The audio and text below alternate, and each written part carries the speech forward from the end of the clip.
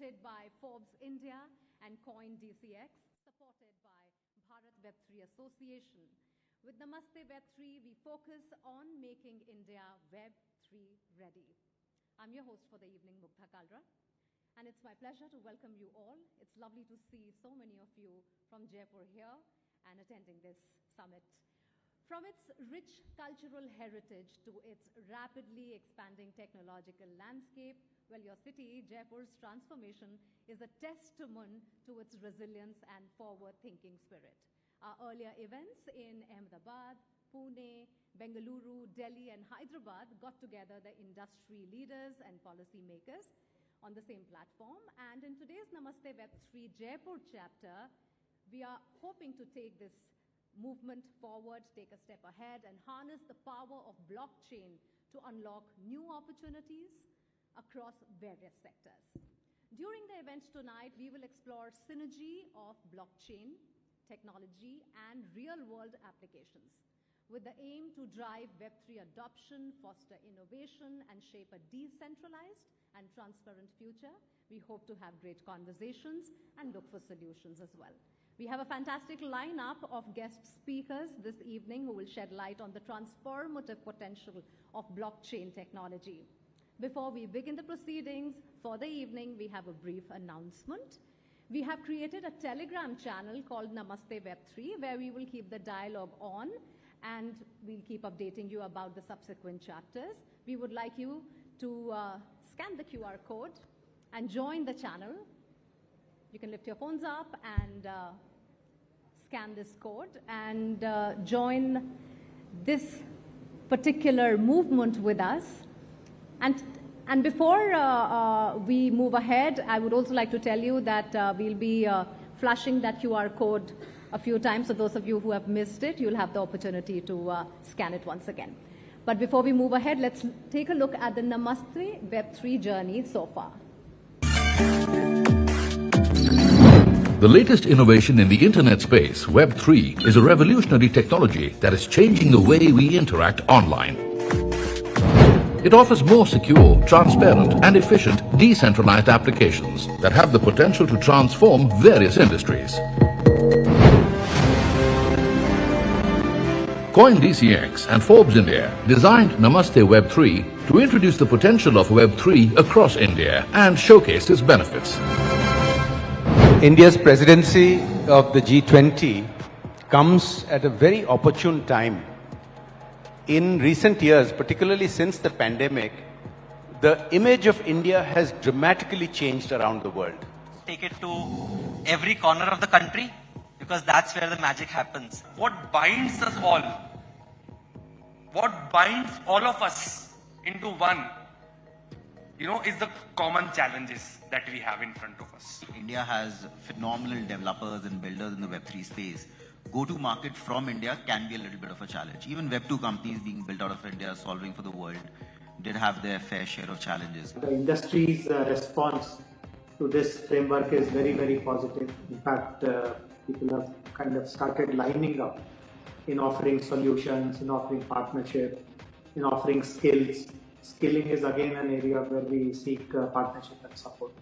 This initiative will travel to major cities across India to hold a wide range of future-forward discussions around the innovation and how it can aid business growth in various sectors.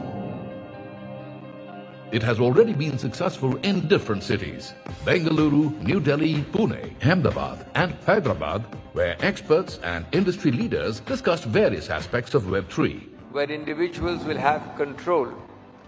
A developer base of approximately 2.8, just under 3 million 2 years ago. It is also projected to have the most developers by 2023. Blockchain technology expected to go from 3 billion in 2020 to about 39.7 billion by 2025. AI market 190.6 billion by 2025, growing at nearly 40% CAGR.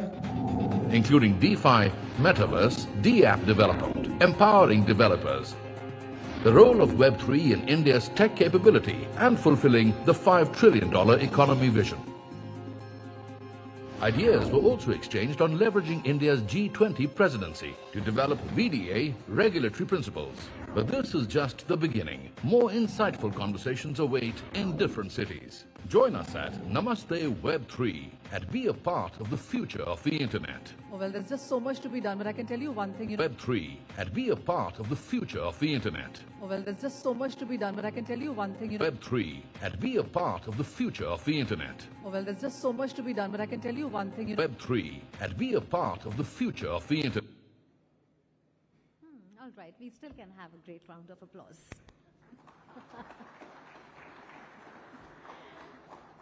All right, may I now invite Manisha Gupta, Editor Commodities and Currency Network 18, to deliver the welcome address.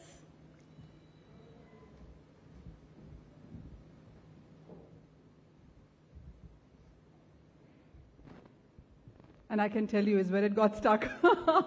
Maybe you should start with that. Mugdha, thank you so much for that. And thank you, Jaipur. It's amazing to be here. Hello and very warm welcome to Namaste Web3 Jaipur edition. As Mugdha said, our earlier events in Pune, Bengaluru, Ahmedabad and Delhi got together the creators, industry leaders, policymakers and some of the ministers as well on same platform. In Jaipur, the Pink City today, let's take a step ahead and converse about the revolution that Web3 can bring upon us and offer new financial opportunities globally, enhance transparency and traceability in supply chains, and also in skills and expertise. Rajasthan has been making big strides, and we will soon have a conversation on that as well, on initiatives to promote Web3 ecosystem for the state. The other area that we will dwell deeper into today is going to be NFT, or non-fungible tokens, where the market has matured after that initial hype which led to celebs and sports people coming in. Now it's more about utility-based. India now has many NFT platforms, artists, clubs even, and the blockchain-based connectivity and interactivity are already gaining momentum, as many are experimenting with both public and private chains. Well, as said, during the event today, we will explore new developments, innovations, emerging, as also the success stories and the changing dynamics in many sectors. We hope to have great conversations and look for solutions with you here today at Namaste Web3, Making India Web3 Ready.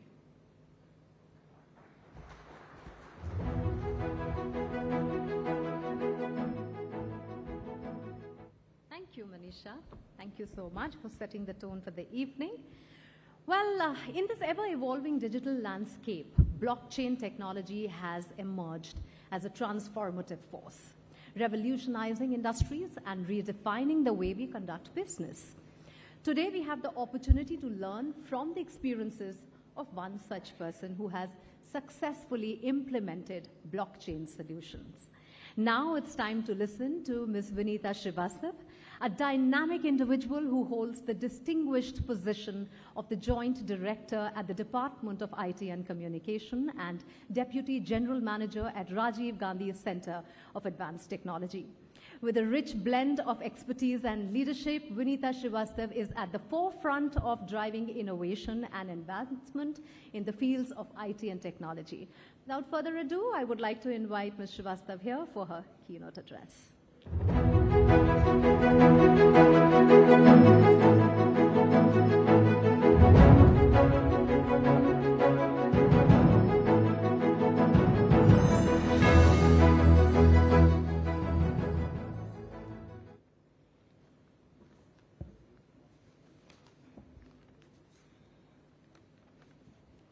Thank you, Forbes. Thank you, CoinDCX, giving me this opportunity to be here. Thank you to all beautiful, bright faces to listen me here.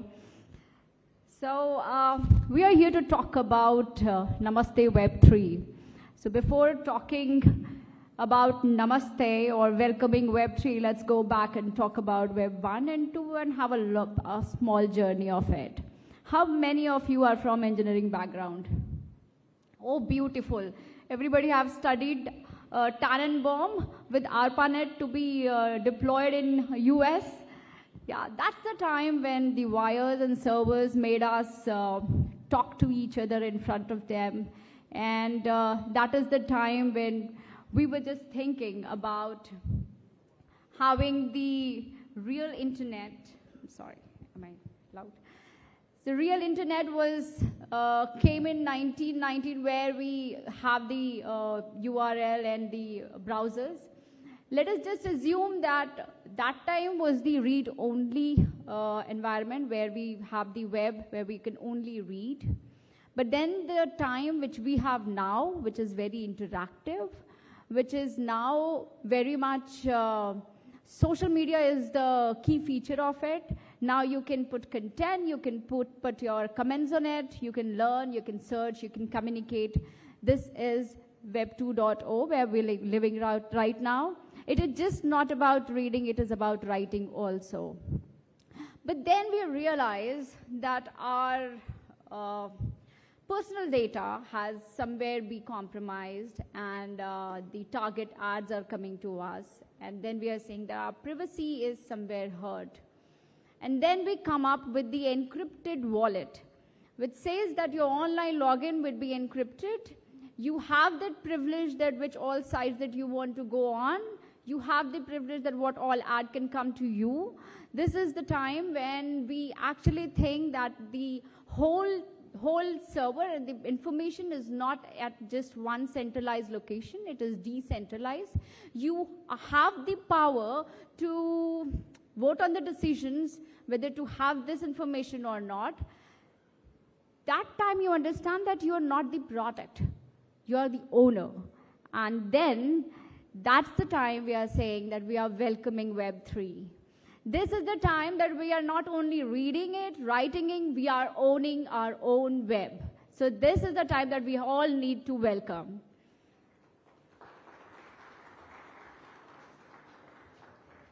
So we all know that we are working on the cryptocurrency where we have decentralized, not controlled by any particular central institution, where the transactions are not tempered, they are transparent, they are immutable, and that's the time that we were thinking of an economy which would work for us, and we are entering into that world. And since we are from Jaipur, we all know that we have creative people, we have artworks here, we have non-fungible asset here, and we want that our owners have their own ownership, they have their own deeds. When they go to their market, they go to their community, they have that power that they can sell their self itself. And that is the time when we have NFT come to the picture. And this all come when we have blockchain as a platform here, right? So that's the reason that we have the blockchain, and government of Rajasthan has taken really a stride towards blockchain development here in the ecosystem. Really? एक definition blockchain का English में बोल के फिर हिंदी में बोलती हूँ, ठीक है? और मैं आपको आगे इस बात का एकदम यकीन दिलाती हूँ कि आपको मेरा ये पूरा सुनने में बहुत मजा भी आएगा, ठीक है? So let's start. Blockchain technology harnesses the distributed software architecture. It provides a shared ledger with a single source of truth for the recorded transaction without depending on centralized entity for trust. And here we will talk how the blockchain would add value to the e-governance domain. Can we start here? Now that कि मुझे सिर्फ एक English में ये ही आता था, let's start with the Hindi.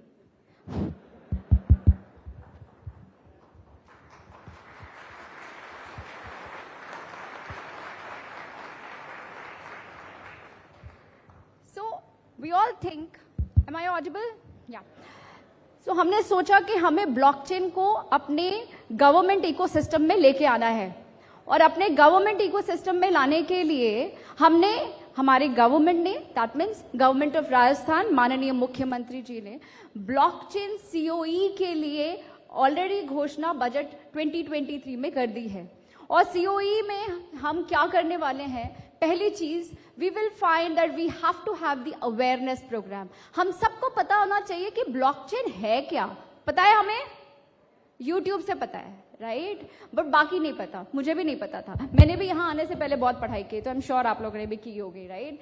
तो blockchain के सबसे पहले हमारे सारे गवर्नमेंट ऑफिशियल्स, हमारे स्टूडेंट्स, यूथ, हमारी MSME और स्टार्टअप, इन सबको हमें ब्लॉकचेन के ऊपर अवेयरनेस देना बहुत जरूरी है. How the Web3 is actually coming to us and we need to adapt it into our daily routine in the sense our e-governance process. E-governance के process में हम blockchain को कैसे लाएं? That is the reason blockchain COE बहुत ही जल्दी हमारे राजस्थान में establish होने वाला है. Enjoying it? Have a clap for us. कुछ ऐसे यूज केसेस हैं जिसको हमने अभी ही अडैप्ट करने की कोशिश की है, जिसमें हम ब्लॉकचेन डालेंगे, जैसे लैंड रिकॉर्ड का बहुत बड़ा डेटा हमारे पास है. वी वांट कि ब्लॉकचेन उसमें इंट्रोड्यूस हो. हमारे जो हमारे लैंड रिकॉर्ड के यूजर्स हैं उनको उनकी इंफॉर्मेशन मिले, वो टेम्पर ना हो किसी से भी, चाहे वो ऑफिशियल हो या नॉन ऑफिशियल हो, कोई भी इस इंफॉर्मेशन को लेके मिसलीड ना करे. इसलिए लैंड रिकॉर्ड में, मेडिकल फैसिलिटीज में, फाइनेंस में, एजुकेशन सेक्टर में ब्लॉकचेन को एज अ पायलट हम बहुत ही जल्दी इंट्रोड्यूस करेंगे. Let's now talk about, now that you know about blockchain, और हमें हिंदी में ही बात करनी है, तो अब एक बार हम बहुत ही जर्नी अपनी पूरी करते हैं कि राजस्थान में इतना कुछ टेक्नोलॉजी में क्या क्या हो चुका है. Let's talk about it now. हम मिशन 2030 पे भी आएंगे.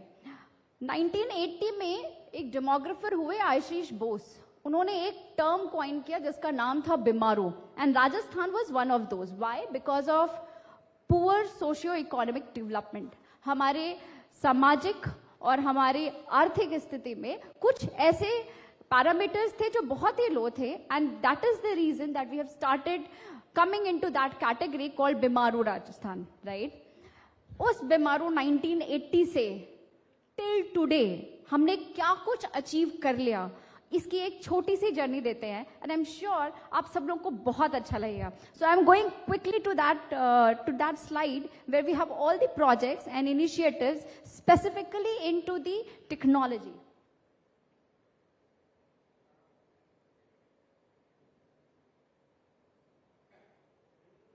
These are the projects that we are talking about.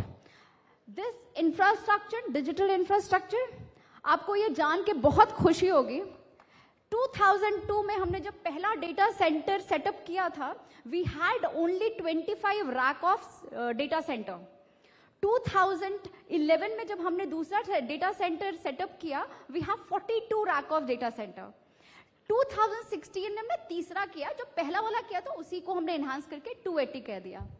Now, ladies and gentlemen, you'll be happy to know that now we have the world-class, state-of-the-art data center, Tier 4-3 with 600 plus rack. Now we are giving this service to all the MSMEs, startups, all the industry boards, commissions, that you can come and take the service of cloud service from us.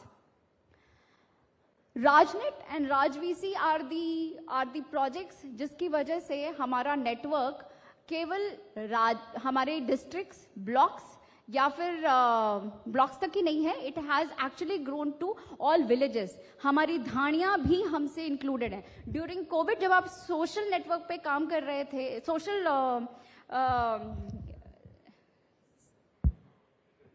social distancing, I'm sorry. When we were working on this social distancing, then this is the time when Raj VC worked, और हमने यहाँ से बैठ के अपने सारी धानियों, अपने सारी गाँव के साथ कनेक्ट किया और हमने सारा काम किया. तो राजनेट और नाज VC आज हमारे पूरे राजस्थान को कनेक्ट किया हुआ है.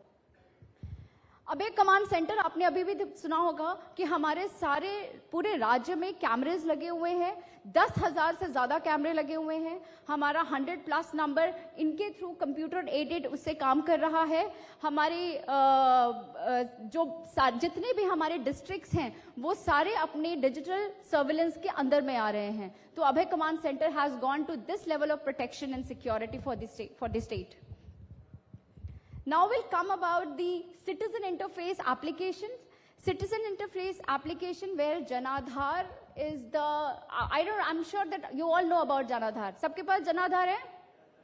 All of you have Janadhar.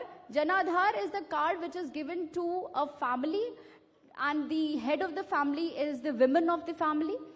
All the facility, all the DBT is all given to the mobile number of or the account number of the women of the family. Janadhar mein we have approximately 1.9 crores families registered till now. And the kind of DBT that we have done is around 61,000 crores. E-Mitra, how many of you have gone to E-Mitra and taken some service there? Oh, amazing. E-Mitra, आपको पता है कब start हुआ था? 2002 में. And when we started E-Mitra, it was known as a Lok Mitra. It started with only 2 services, बिजली का bill देना और पानी का बिल देना.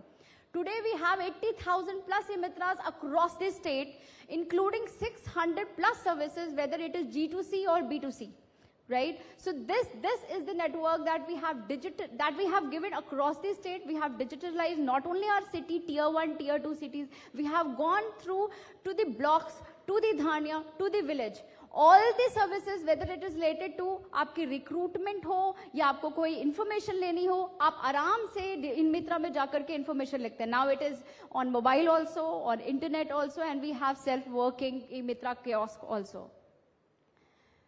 राजस्थान संपर्क, कितने लोगों ने राजस्थान संपर्क यूज किया है? Very few. Okay. Rajasthan Sampark is 181. It's a grievance redressal portal. आपको ये जान के खुशी होगी the percentage of redressal of grievances जो आपने शिकायतें की हैं उनका हल 98.8% सॉल्व कर दिया जाता है जो भी संपर्क पे आता है on this portal either by calling 181 or by giving on the online portal on the Rajasthan Sampark. Now we have Raj Kisan Sathi. I don't know how many of you from the farmers background, but आज राज किसान साथी एक one stop platform है जहां पे हमारे 60 लाख से भी ज्यादा फार्मर्स रजिस्टर्ड हैं. जितनी फैसिलिटीज आप देते हैं चाहे वो डायरेक्ट डीबीटी की हो, सब्सिडी की हो, this is all given to them through this portal. One stop solution जहां पे जितनी भी हम चाहे मिनी किट देना हो सीड्स के, पेस्टिसाइड्स के लाइसेंस देने हो या फर्टिलाइजर्स के देने हो, this all been done by Raj Kisan Saathi to us. जन सूचना, आपको पता है कि हमारी एक सार्वजनिक जवाबदेही कानून है, पता है? उस कानून में हमें ट्रांसपेरेंसी रखने के लिए अपनी सारी इंफॉर्मेशन एक पोर्टल के थ्रू अपने सारे इंफॉर्मेशन हम देते हैं. तो अभी at present 715 information are there and 115 departments are onboarded on this platform. We'll talk about common platform, e-संचार. आप सबको सरकार की तरफ से मैसेज आ चुका है? कभी मैसेज आता है? That message is through e-संचार. We can send message on a click to 7 crore citizens of Rajasthan through e-संचार. And we have now also have done the integration with WhatsApp. Raj SSO, I'm sure यहाँ सबके पास अपना SSO होगा. कितने लोगों ने नौकरी भरी अपनी? सबके पास SSO है. अब इसके बाद में जब RCAT की बात करूंगी और when we'll talk about कि RCAT में हमें स्कॉलरशिप मिलता है, SSO नहीं है तो स्कॉलरशिप नहीं है, SSO नहीं है तो आपको कोई स्कीम का फायदा नहीं है. आपको SSO रखना इस बहुत जरूरी है. ठीक है? So this is the single sign-on through which you will have access to all of your services which is given by the government to you. And there are services which are given G2G, which is government to government. These all services are also there on the SSO. Let's talk about the office automation, Rajkaj. कितने लोगों ने पता है कि राजकाज हमारे यहाँ हमारे ऑफिस के काम को करने के लिए इम्प्लीमेंट किया गया है? These all are the government people. So Rajkaj was also one of the question in exam which was asked in West Bengal government that who is implementing Rajkaj, and then the Rajasthan was the answer to it. Rajkaj is implemented for the paperless office work.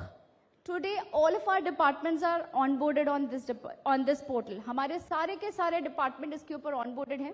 कोई file नहीं चलती अब हमारे यहाँ, सारी file कैसे चलती है?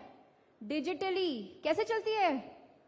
That's nice. हमारी सारी फाइल अब डिजिटली चलती है। हमें छुट्टी लेनी होती है, हम लिखते नहीं है, हम इस पे अप्लाई करते हैं। हमें अपना असेसमेंट भरना होता है, हम लिखते नहीं है, हम इस पे 360 डिग्री इस पे अप्लाई करते हैं। हमें अपना प्रॉपर्टी का सारा डिटेल बनाना होता है, हम किस पे लिखते हैं? Will do it on Rajkaj. So we are implementing paperless office through Rajkaj. Now, what is RTI? Since RTI has been come to our national level policy, then we need to implement this RTI portal where all of our RTI application, जितनी भी RTI application है वो यहाँ पे registered होती है, and then there is a timeline to get it resolved. उन सबका निस्तारण इस RTI portal से ही किया जाता है। Wildlife surveillance हमारे यहाँ हाउ मेनी तो नहीं कहूंगी, फिर भी कुछ नाम बताइए। हाँ, आप कितने फॉरेस्ट सर्विलेंस जहाँ पे हमें वाइल्ड लाइफ के ऊपर हमें वाइल्ड लाइफ सर्विलेंस की जरूरत है, लाइक रणथंबोर या Jhalana, there we have this wildlife surveillance where we have these cameras installed and we can see that the poaching is not happening. We can see that there is no intrusion happening. Our wildlife is not affected by anything, and this has happened of all of our wildlife reservoir. Now we'll talk about this, the capacity building and entrepreneurship. ये पूरा आपके लिए है, ये पूरा youth के लिए है। कितनों को पता है कि हमारे स्टार्टअप इकोसिस्टम को आई स्टार्ट कहा जाता है?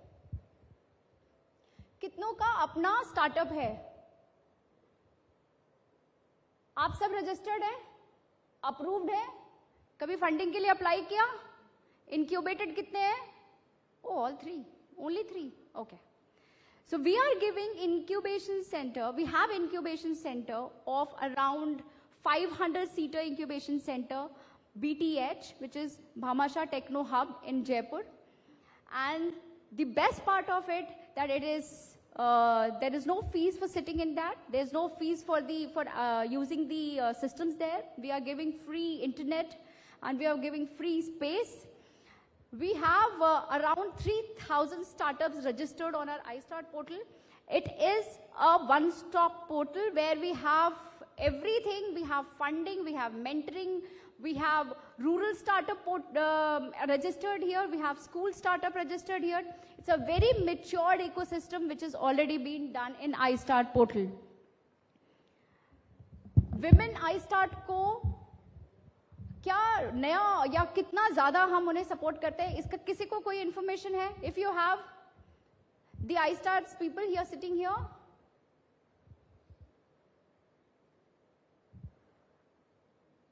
so when we have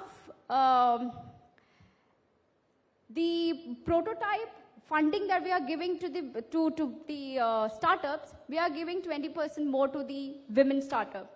Everywhere where we have, suppose 5, we can do the procurement, government procurement to the startups through our e-bazaar portal. There, if it is 5 work orders that we can give to the women startup, it is for 6 for the women startups. So this is what happening with the iStart portal. Now we'll talk about RCAT. कितनों ने RCAT देखा है? एक ही दो ने देखा है क्या? आपको पता है Rajiv Gandhi centre of advance technology अभी कहाँ है? जयपुर में, SMS के सामने। यस, ये कब लॉन्च किया गया था? हाँ, 1 साल हो गया। Very good. कब हुआ? अभी 20th अगस्त को हुआ। So we celebrated our first anniversary on 20th August this year, and we've completed 1 whole year since launching by our Honorable Chief Minister. RCAT का full form बताइए। Anybody? Rajiv Gandhi centre of advance है, mobile पे देख लिया है no? अच्छा, you know. Rajiv Gandhi Center of Advanced Technology. Rajiv Gandhi Center of Advanced Technology was established with the objective that the youth of our state should have the technical well-being, should have the technology expert, so that they can not only go into the entrepreneurship, successful entrepreneurship, also they become employable, and they also add value to the whole ecosystem. And this is the reason that we have founded RCAT. RCAT आज की date पे कम से कम 1000 बच्चों को, 1000 बच्चों को skill कर चुका है, जिसके बाद around 90% placement उन बच्चों की हो चुकी है who have certified their certification, global certification.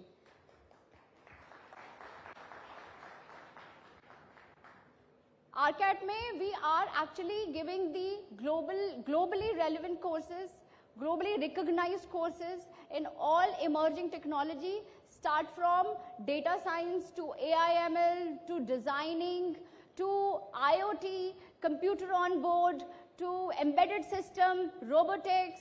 और आज हमारे पास 11 वर्ल्ड की सर्वश्रेष्ठ कंपनियां हमारी पार्टनर हैं, जिसमें Adobe, Microsoft, Apple, SAS, VMware,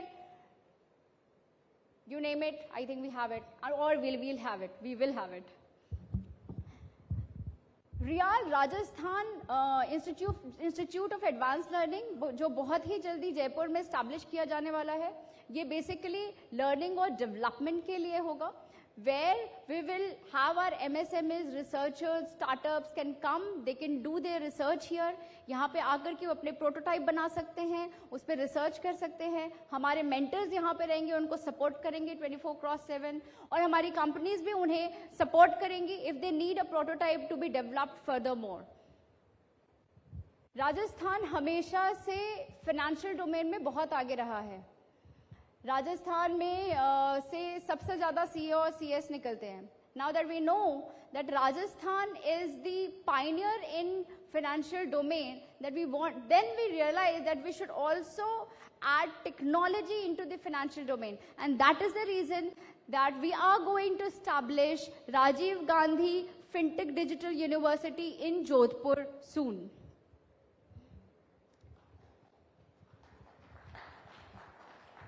These are the COEs that we are going to implement soon. Blockchain, जिसकी मैं आपसे बात कर चुकी हूँ, cyber security, innovation hub, biotechnology COE and agritech COE. इन सब के ऊपर हमारे COEs बहुत ही जल्दी और launch भी बनेगी भी, establish भी होगी और launch भी होने वाली है. The process has already been started. So these are the projects that I am sure कि आप लोग को सुन के बहुत अच्छा लगा होगा, और इससे ये पता लगा कि how digitally we have actually come a trajectory progression till date, since 1980 till date. क्या? Yeah, please.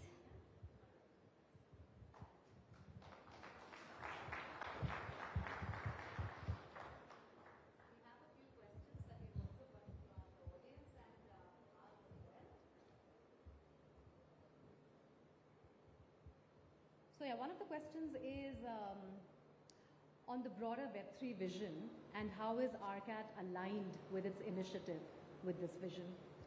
Yeah, of course, from Web3 vision, we have, as I told you that, जैसे मैंने आपको पहले ही बताया है कि हमने विश्व स्तरीय कंपनियों के साथ MOU किया हुआ है, जिसमें बहुत अच्छी कंपनियां जैसे Adobe या Apple, Microsoft, Oracle, Google, they all, and Google certification is also there with us.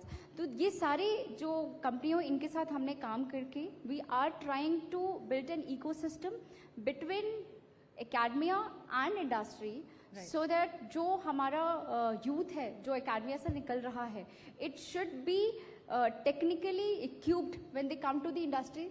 They can work there with the Web3 technologies.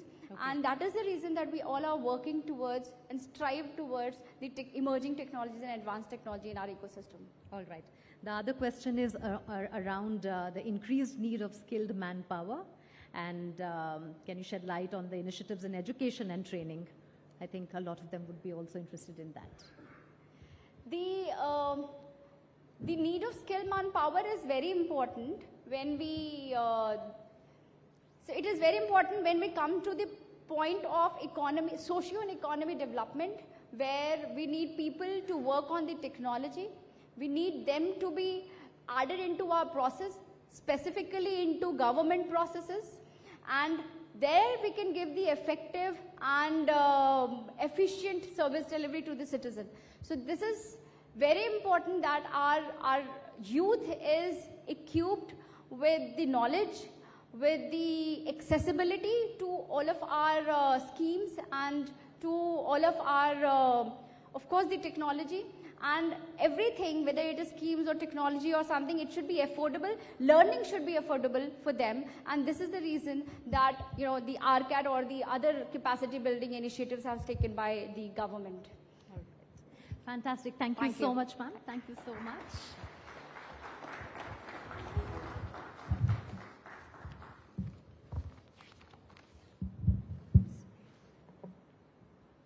Well, I do have not many questions, but I think the panels coming up next will be able to address them for us as well. Thank you so much for that very insightful presentation, ma'am. And with that, let's start with the panel discussions. This evening we have for you 3 panel discussions where industry leaders will delve into the potential of blockchain. So ladies and gentlemen, before we proceed to our first panel discussion, a quick announcement regarding CoinDCX's initiative. CoinDCX, one of the leading Web3 players in India, is organizing the biggest Web3 event of the year, which is called Unfold 23. And Unfold 23 is a global event aimed at promoting blockchain, Web3, and the crypto ecosystem among investors, developers, and blockchain enthusiasts. It was launched in 2022. The event was a massive success back then as well, with top industry experts and speakers like Balaji Srinivasan, Sandeep Nailwal, Shailesh Lakhani, and Hemant Mahapatra sharing their insights. And this year again, Unfold 23 is expected to be bigger and better. The event will feature world's largest multi-chain, multi-protocol hackathon with over 1,000 developers. Additionally, there will be over 100 booths highlighting various products and projects. I can go on and on about this, but I don't have enough time before the panel comes in. So mark your calendars, and we will also be flashing a QR code for you to get significant discounts and entry to the most significant and premier Web3 event of the year. All right. Now, without further ado, all about Unfold 3.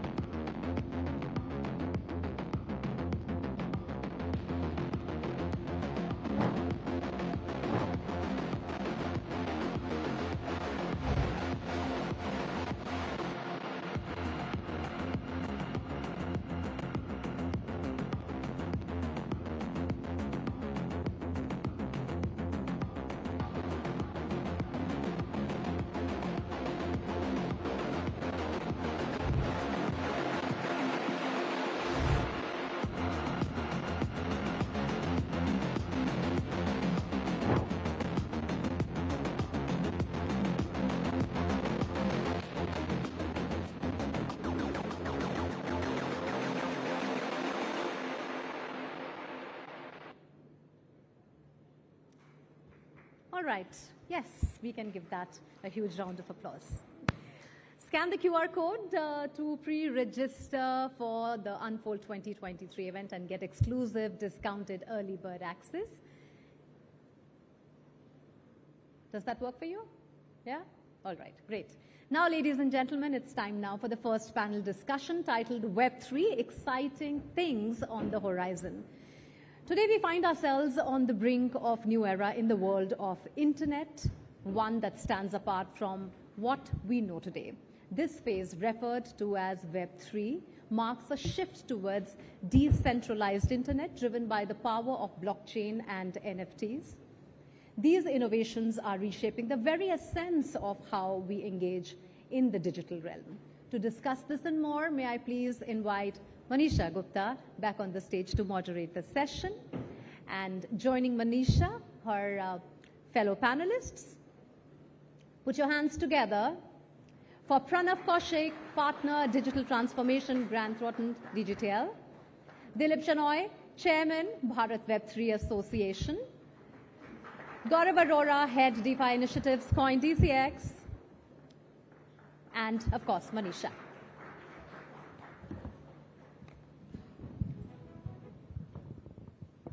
Thank you, Mugdha. Basically Vinita ji ने हमें इतने सारे details दिए हैं कि राजस्थान में क्या क्या हो रहा है, और जब हमारा थीम है कि what are the exciting things on horizon for Web3, I am sure this is an area which never gets tired. There is always something new happening here, and that's exactly what we will try to understand that from our panelist here. Thank you so much for joining us. Dilip ji, first to you then. And there's just so much happening in this space. What do you see, how do you see traditional businesses to begin with start acquiring, onboarding Web3 right now? Thank you, Manisha. पहले आप सबको इतना hall भरा हुआ hall देख करके और इतना इंटरेक्टिव ऑडियंस देख करके बहुत ही खुशी हो रही है, और मेरे को जयपुर में वापस आने का और बेहद खुशी हो. शायद आपको पता नहीं है कि मैंने यहीं मालवीय इंडस्ट्रियल एरिया में पहली नौकरी की थी. मैं एक छोटे से कंपनी में केमिस्ट था, और उस टाइम 84 में यहाँ पे एशियन गेम्स हुए थे. आपको पता नहीं होगा, many of you would not even be born at that time. तो मुझे हर डिस्ट्रिक्ट पे जाने का एक तरीके से एक्सपीरियंस हुआ था. उस टाइम ना तो इंटरनेट था ना मोबाइल फ़ोन था, और उसके अंदर तो आज इंटरनेट आया है, मोबाइल फ़ोन आया है, और ऐसा विनीता जी से आपने देखा कि क्या क्या तरक्की की है राजस्थान में आईटी में. और जो सबसे बड़ा जो मनीषा ने जो सवाल बोला था सबसे एक्साइटिंग है. आपको Y2K पता है सब लोगों को? Y2K क्या था? अच्छा, बहुत कम लोगों को पता है, क्योंकि Y2K एक टाइम हुआ था, एक कंप्यूटर कोडिंग हमने किया था, जो वहाँ पे कोडिंग किया था 2 डिजिट्स में किया था. जो जब 2000 में 00 आ रहा था तो सबको ये आशंका, ये परेशानी हो रही थी कि ये सारे कंप्यूटर्स 1900 में चले जाएंगे और सारे कंप्यूटर्स को रीप्रोग्राम करना पड़ेगा. फिर आपको 2D 3D तो पता ही होगा. जो 2D से 3D में सारे जो हमने मूवीज ट्रांसफॉर्म किए थे ना, वो भारत में किए थे. Y2K का सोल्यूशन भी भारत ही निकाला था. अब जो Web 2 की दुनिया में जो सारे हमारे एप्लीकेशंस बना है, और जो विनीता जी ने आपको बताया है, वो सारे Web 2 के एप्लीकेशंस हैं. उनको Web 3 के एप्लीकेशंस में ट्रांसफॉर्म करना, वो अपॉर्चुनिटी आप लोगों के सामने है. और उन्होंने जो सब नाम लिए थे वगैरह, होपफुली 6-7 साल बाद जब अगर इसी हॉल में वो एक प्रेजेंटेशन करेंगे तो वो कहेंगे हाँ, ये जो इंडियन कंपनीज है ना Web 3 में, इंडियन नाम लेंगे. अभी जो Web 3 है, और जैसे CoinDCX से भी आपने देखा होगा उनकी वीडियो को, वो भी स्टार्टअप फंडिंग कर रहे हैं. तो उनके भी कंपनीज, और यहाँ पे उनके एक एक्चुअली स्टार्टअप, एक वॉलेट स्टार्टअप है. तो वो Web 3 में हमारी जो एक आशंका है, एक विजन है, एक सोच है, एक एस्पिरेशन है. आज के जो हफ्ते में हम चांद पे भी पहुंच गए हैं, तो क्यों ना इंडिया एक लीडर हो Web 3 स्पेस में और इंडियन कंपनीज उभर के आए. तो that's what I see the transformation that could actually happen. और जो टैलेंट है इंडिया का, जो अगर नास्कॉम का रिपोर्ट देखें तो 11% जो टोटल ग्लोबल वर्कफोर्स है वो इंडिया में है. अगर आप जैसे और भी बढ़कर 10 कंपनियां, मैं किसी से बात कर रहा था, यूनिकोर एक कंपनी है जो ऑडियंस में बैठी हुई है, उनसे मैं बात कर रहा था, कह रहे जयपुर में 10 कंपनियां हैं जो ब्लॉकचेन डेवलपमेंट करते हैं. मुझे तो पता ही नहीं था. मेरे ख्याल अगर उनको भी नहीं पता होगा, मेरे ख्याल अगर हम ऑडियंस में देखें तो ज़्यादा होंगे. तो 10 से हम 100 कर सकते हैं, 100 से करीब ज़्यादा भी कर सकते हैं. और हम इस जो समय में आए ना, हम तकदीर हाथ में लिख के नहीं आए, हम खुद अपने दिमाग और हाथ से तकदीर बदलेंगे. राजस्थान के भी बदलेंगे, अपना भी बदलेंगे और देश का भी बदलेंगे. Oh well, absolutely. Actually, Gaurav and Dilip ji, I have to tell you this. जब हमने नमस्ते Web3 करना शुरू किया था, तो हम हैदराबाद और बैंगलोर तो गए, तो हमें पता था कि ये तो वैसे भी ब्लॉकचेन क्रिएटर्स, डेवलपर्स वहाँ पर बहुत सारे हैं. दिल्ली हम गए and we were like, अच्छा कितने लोग आएंगे, क्या होगा, कितना interest होगा. The hall was full with developers. Same happened with Pune. Same has happened with all other cities as well. और बहुत खुशी है जयपुर में भी इतना सारा इंटरेस्ट देख के आप लोग इतने एक्साइटेड हैं. आप अपनी सैटरडे इवनिंग हमारे साथ स्पेंड कर रहे हैं, उसके लिए बहुत शुक्रिया. And Dilip ji absolutely set the context here. Gaurav, I take the second question with you. तो जब हम Web3 की बात करते हैं और जैसे दिलीप जी कह रहे हैं कि आने वाले सालों में हम इंडियन कंपनीज की बात करेंगे, इंडियन प्रोजेक्ट्स, इंडियन एप्लीकेशंस की यहाँ पर बात करेंगे, तो as of now the market is already ripe. हम देख रहे हैं वो इनरोड्स, ऑनबोर्डिंग यहाँ पर होता हुआ. कहाँ पर आप देखते हैं जहाँ पर the businesses, the applications and projects are absolutely ready and ripe for Web3? Yeah, no, good question, Manisha. Actually, मैं दिलीप जी की बात सुन रहा था, उन्होंने Y2K बोला, मैं सोचा था इस हॉल में 80% लोग Y2K बाद ही पैदा हुए होंगे, तो उन्होंने कभी Y2K सुना नहीं होगा, but I think he made a very good point. In terms of applications, right? अब again going back to history, अगर आप देखो, बहुत पहले जब हम म्यूजिक खरीदते थे तो हम कैसेट खरीदते थे, राइट? एक एल्बम खरीदते थे, राइट? वो काफी आप लोगों ने नहीं लिया होगा, पर पहले ऐसे म्यूजिक खरीदा जाता था. उस टाइम पे कोई ये नहीं सोच सकता था कि आप एक अनलिमिटेड सब्सक्रिप्शन से कितने भी गाने सुन सकते हो. That was not possible, but that was made possible because of technology, right? तो नई टेक्नोलॉजी आई, MP3 आई, इंटरनेट आई, स्ट्रीमिंग आया, lot of things happened and completely economic model बदल गया, एंटरटेनमेंट इंडस्ट्री का, म्यूजिक इंडस्ट्री का, तो काफी चेंज हो गया. So the point I want to make is के इसमें भी ना अभी जो ये सारी टेक्नोलॉजीज आ रही हैं, NFT है, टोकन्स है, ब्लॉकचेन है, ये सिर्फ टेक्नोलॉजी है, पर इससे दुनिया बदलेगी तब जब इकोनॉमिक्स बदलेगी, जब नए मॉडल्स, बिजनेस मॉडल्स आएंगे. And that is actually what I'm waiting for. That's very interesting. In fact, आज सुबह में I read a very interesting article कि चंद्रयान का, क्योंकि टॉपिकल है, 75 million बजट था चंद्रयान का, and I was also reading that on the live streaming we made a record, 8 million people were watching it and 80 million people apparently watched it in like 2 days. तो मैं ये सोच रहा था कि अगर उन्होंने एक NFT बेची होती, उसकी फ्रैक्शनल NFT, सबको $1 की फ्रैक्शनल NFT बेची होती and give you the rights to watch Chandrayaan, the streaming, maybe unka already. I think as proud Indians, we would have just done it. Yes, right? we would have bought. I would be very happy to buy a piece of Chandrayaan for $1, and you know it would have funded the whole Chandrayaan and maybe the next one. And there are many models possible. अगर आपके पास 1000 NFT हैं तो आपके पास उसके जो भी images आ रही हैं उसके rights हैं. 10,000 NFT है तो data का rights है. And obviously practicality उसमें बहुत चीजें हैं. But you know these are new economic models that blockchain, NFTs, all of this can unlock. Again, similar things which I am seeing happening today. आज एक वेबसाइट में मैं देख रहा था, उसमें आप एक गाने की ओनरशिप ले सकते हो. किसी एक आर्टिस्ट ने गाना निकाला है, you can own part of that. उसके सारे revenues जितने भी हैं, 10%, 12%, 15% yield पे, you can own a song.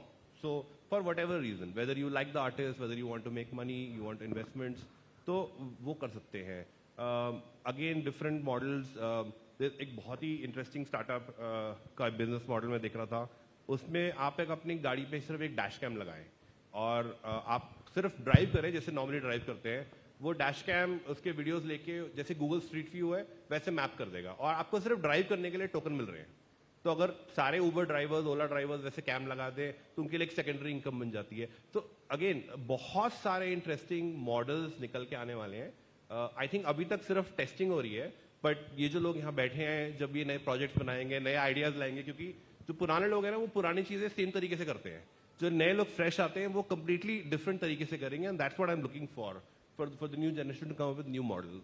Oh, absolutely. You know, Gaurav, as a TV person as well as a media person as well, जब हम लोगों से पहले बात करते थे big legacy businesses से, तो वो कहते थे कि हम change नहीं करेंगे, यही हमारे लिए सालों से चलता रहा, ये आगे भी यहाँ पर चलेगा, and they would hold on to it. New technologies वगैरह नहीं इतनी यूज होती थी. But in last 5-8 years, I think all of that has completely changed. अब जब हम बिजनेसेस से बात करते हैं तो वो कहते हैं हम इवॉल्व हो रहे हैं, हम समय के साथ चल रहे हैं, और काफी सारे बिजनेसेस जनरेशन बिजनेसेस भी होते हैं. So next generations bring in a lot of things like that. So Pranav, that exactly is my next question. जो लेगेसी बिजनेसेस हैं, ट्रेडिशनल बिजनेसेस हैं, how do you see them changing with Web3 and what would you say, what sectors are absolutely ready for that change? Right. So again, thank you very much and a warm welcome to everyone.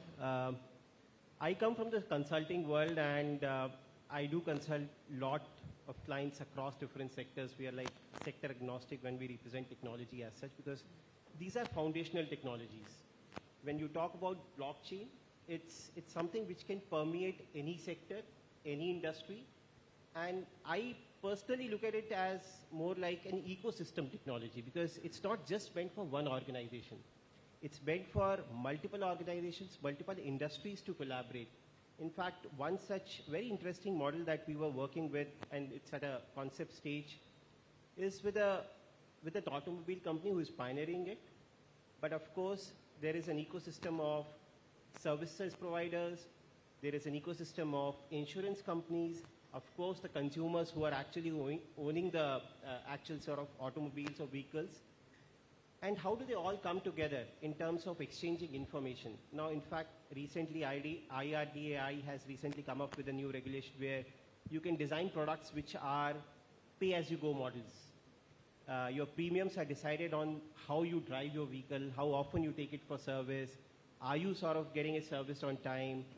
So all those things will decide and help actual consumers who are using the vehicle in the right way, and their premiums may be much lesser than somebody who's It's like a credit score. Yeah. So very, very interesting models are coming up. This is just one sort of area. Another area, financial services, I think the whole blockchain community evolved because of the 2008 financial crisis, where the whole concept around peer-to-peer lending, decentralization, in fact, not having a central authority to sort of help you make transactions between parties. That's what was the sort of birth of blockchain as such, how I look at. Because if you look at 2008 financial crisis, there were lenders, there were users who were wanting to sort of, say, get loans. There were investment banks, there were rating agencies, there were insurance companies, and there was no coordination. Everybody was actually sort of using their own data points, using their own sort of engines to sell products without even looking at it whether what is the right sort of thing from a whole industry perspective. Imagine that sort of an ecosystem coming on a blockchain where information is very transparently shared. Very transparently, immutable. People know what assets are being invested on, what assets are being insured, what is the sort of yield on those assets. So everything becomes so transparent. So again, what to say on this particular thing is, look at it from an ecosystem perspective. What I feel is financial services is definitely going to go for a massive change in terms of how they work, they transact. And at the same time, there are other industries, specifically consumer-oriented industries, whether it is fashion brands, luxury products, whether it is even automobiles. People who actually touch the end consumer is also going to be transformed big time with this sort of a technology. So what is the pace of it right now? What is the growth number that you see? What is the adaptability that you see when all of this is happening? So if you look at growth, global stats anywhere around 40-45% CAGR in terms of typical blockchain, Web3, NFT adoptions across the globe.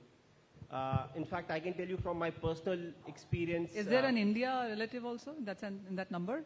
India, I can tell you from an experiential point of view, because we work a lot with, say, DeFi companies, with large corporates.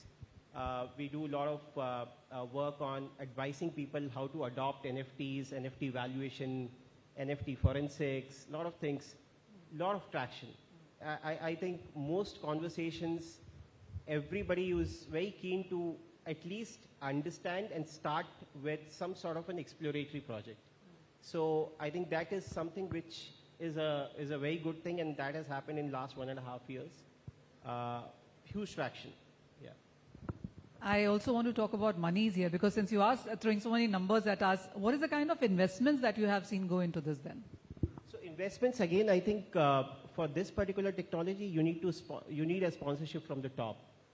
And the sponsorship comes with a view that it has to be slightly more visionary. It is not transactional, that you may probably have a sort of a, when we do business cases for digital transformation and all that, where say some business cases may even turn out to be, say, positive in, say, 6-9 months when you talk about NPVs, paybacks and all. In this case, the gestation period could be slightly longer, because this is a rather not an organizational transformation, this is an industry transformation. And we're talking about whole architecture of industries getting changed because of this sort of an adoption. So the gestation periods could anywhere be between minimum 18 to 24 months, where you see business cases turning positive and you see actual benefits coming to you. Okay. You took us back to Y2K, but let me bring you back slightly. So all the numbers that Pranav is throwing at us, what is your sense? You know, because I was looking at some energy transition debate yesterday, and we talked about on how energy transition investments there and investments right now, and we are stuck somewhere in the middle. Would you say is the case with Web3 as well in some sense? Because as Pranav said, there's a lot of investment that needs to come. There's a lot of new collaborations, new concepts that need to come in here as well. I mean, we all understand, जब internet नया आया था तो काफी companies ने अपनी website बनाई. For all the companies to get into internet in some way or the other, small or big, it took some time. They are still getting there. And now we're talking about Web 2 to Web 3. How many businesses do you see jumping on this? And again. Okay. So I'll take a poll. How many of you have websites in your company? Please raise your hand. Websites. Yeah, I was okay. Now, how many of your websites are Web 3? Okay. So that's one indication that in the Web 3 community, majority of the websites are Web 2. What does it take to transform your Web 2 website to an immersive, interactive Web 3 type of system? There are at least 10 companies in the room that I know of can do it for you at a fraction of the cost. What is preventing you to do it is your legacy investment is like what was mentioned that you don't see a rate of return. But if you don't transfer to a Web3 website in the next 1 year to 1.5 years, your company will be severely impacted, number one. And what is interesting, in the Namaste Web3, we had a company that is a subsidiary of a large conglomerate. In fact, and I asked that person in another occasion where I met him, I said, you're doing all this work for companies overseas, why aren't you doing it for your own parent company? Very interesting example. Like you mentioned, no sponsor. I said, no, I've developed a NFT for one particular product. I said, what about the others? What about your website? But the interesting part, Manisha, is that there are many companies in this room who are actually challenging the incumbents. So like, Microsoft is one company that made it from Web 1 to Web 2, and because it dramatically changed their model. But if you look at all the other companies that are in Web 2, were never present in Web 1. Similarly, in Web 3, you might see a lot of companies are not there. Indian companies in the large scale, actually a lot of things are happening in the NFT space. And you have a discussion on NFT, so I won't, take that thunder. A lot of things are happening in the experience space. So, there's Flipverse, for example. So things are happening in the experience metaverse space. But the banks, 20 banks have got together to look at how to use blockchain in the banking system. But no Indian bank is part of the global trade finance network. So it's a kind of a multiple kind of thing. अलग-अलग चीजें हो रही हैं और मेरे ख्याल young companies, क्योंकि जो आप unicorns देखेंगे ना, जो जितने भी नए यूनिकॉर्न्स बने, जो 100 के ऊपर यूनिकॉर्न्स हैं, वो ट्रेडिशनल बिजनेसेस को डिस्टर्ब करके बने हुए हैं. और ऐसे ही अगर existing companies they don't adopt Web3 technology, blockchain technology.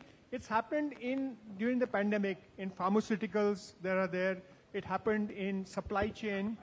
A lot of states are doing it, but that is, as a percentage of the total activity, it is still some %. It is not even, you said 0.5%, right? So it's some some %. In the but the number of companies, the young companies who are doing it, are in the hundreds. Okay, there are 900 companies plus who are actually disrupting this space, but they are small. But can I just add, because I feel that change doesn't happen gradually. And there's a very famous quote, change happens gradually and suddenly. And when I'm hearing, Vinita ji talk about land records, for example, something very simple, one use case, coming on the blockchain. I think that can take your value under blockchain to like billions. And it touches everybody, right? Everybody has a land. Yeah, so everybody doesn't have to wait to buy an NFT. Everybody has an NFT, and they'll be, when they buy their house, they rent their house, suddenly they'll be, transacting on blockchain, and that will kickstart it. And, I think small initiatives like this will snowball into a much larger. Actually, that's the challenge, because if you look at how many adopters, what did it take for Netflix to reach 100 million users, or what did it take, Chat GPT to take, but then Threads came up and they actually did that. How many people, 100 million use cases, or what's the big use case for Web3? That's what everybody is saying. And what is actually happening is a revolution under the surface. I think when that comes out, then you will see that, you didn't require that 100 million adoption, but this has changed the basic fundamental of how industry is structured today. Oh, absolutely. Let me give you an example. And Gaurav, this question is to you. हम Bombay में थे और हम बात कर रहे थे, and somebody told me, I have assigned 10-20 million for making a metaverse of my business. Everything is going to go there. So the other person says, मेरे पास इतने पैसे नहीं हैं, लेकिन मेरा तो धंधा भी सारा का सारा on ground ही होता है, but I have made a website because you need to be present. So there's a thought process that seems to be changing there. The other thing really is a lot of Web 2 now, which goes on to Web 3. How do you see many of the builders here leveraging that? How do you, pardon me, how do you see the businesses growing up there? Because a lot of people who want to go from Web 2 to Web 3 don't know how to do that. It's about reaching out to them. How do you see the developers doing that? Yeah, and that's a very tough question, no easy answer, but I think there'll be a bunch of different things. First of all, I feel you will not see an exact translation of Web 2 to Web 3. I think because we always feel that, we do things this way and we will do the same things that way in Web 2 or Web 3 and we'll repeat it. But it doesn't work that way. Suddenly when you move to that world, you realize you'll have to rethink your business, remodel your business, and that's where we are struggling. Businesses, large businesses, find incredibly difficult to disrupt themselves, right? So, and the disruption a lot of times come from outside. लोगों को अपने business model change करने पड़ेंगे, right? Some simple thing like advertisement, I feel, will completely change the business model. A lot of things will change. So, yes, metaverse is one way. Where a lot of people may have metaverse presence, but that's simply like जो first website बनाई थी लोगों ने, I have a business card, okay, let me put a website there. Now I have an online business card. That's the translation I feel that most companies are thinking of. What people need to think of is how will I completely change my business? How will I change the way? How will I change customers? How will I interact with my customers? How will I change my product? No, so you know what? I want you guys to give me an example. A mining company is not going to change its business. It's going to continue to mine. But from Web 2 to Web 3, what is the difference there? No. Mining companies are the first ones to adopt this. Yeah. Sorry, which company? So I'm saying the business doesn't get disrupted. Yeah. It is the way you do business is what the change is. I feel businesses will get disrupted. Let me explain to you. So the big transition is that today, fundamentally of Web3 is decentralized and, not centralized. So there will be challenges to Google, there will be challenges to Meta, there will be challenges to that. There's actually a Bangalore-based challenge for Uber, right? So either these Web2 companies change their business model or they will be disrupted by Web3 companies with new models. So, and someone from this room might, is kamre se koi aake unka model disrupt kar sakta hai. That is one Do thing. that. And that's what's going to happen. And the other thing is uses of blockchain and using, decentralized finance has got tremendous usage, right? But if you look at blockchain and look at industry by industry, you will see that actually happen very rapidly in industries that have to ensure authenticity of source, whether it's organic products, pharmaceuticals, chemicals, all those sectors where, you have to do supply chain, right? You will actually see a very rapid adoption over the next 1.5 years because global requirements will be there. I would certainly want to add a point here. We are actually consulting a major Indian conglomerate, very old one. They're into textile industry. Okay. And we've built a platform based on blockchain tenets. Of course, it's a private permission blockchain using Hyperledger Fabric. Okay. It connects an ecosystem, and when I talk about an ecosystem, it has at least 10 different parties, right from major global fashion brands, 70 plus fashion brands that transact on it. And it starts from brands to garmenters to finished fabric manufacturers to grey fabric manufacturers to spinners to fiber manufacturing company to pulp to forest. Everything, all transactions that happen are actually recorded on a blockchain. We have integrated labs onto this, which provide authenticity of material that has been, because at every stage there is a transformation of material that happens. So what is the authenticity?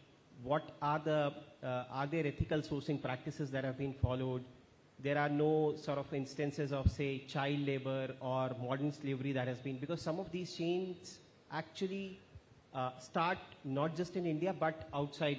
So in fact, on our platform, there are about 22 countries that are actually mapped with different sort of stakeholders coming from different locations. It's a platform which comes in 5 different languages. It's a complete transformation of the entire textile industry. The way everybody gets benefit is in terms of, now let's talk tangible business benefits to everyone who transacts. It's a complete transformation in the way you run your operations, right from inventory planning to production planning to say working capital management, everything, because now you have visibility. You have a visibility that a brand has actually placed an order of 25,000 shirts and eventually it is going to land in my queue. How do I plan for the raw material? So imagine the way the whole industry is getting transformed, and it's actual tangible financial benefits that benefit. We have about 1,500 plus value chain partners that transact. So it's a complete transformation.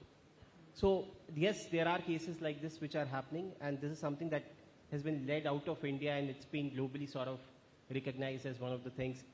In fact, not just to sort of talk about us and what work we are doing, but it has actually gotten 2 global awards, one from United Nations and one from Golden Peacock Award for sustainability. So like that, there are several cases which are there.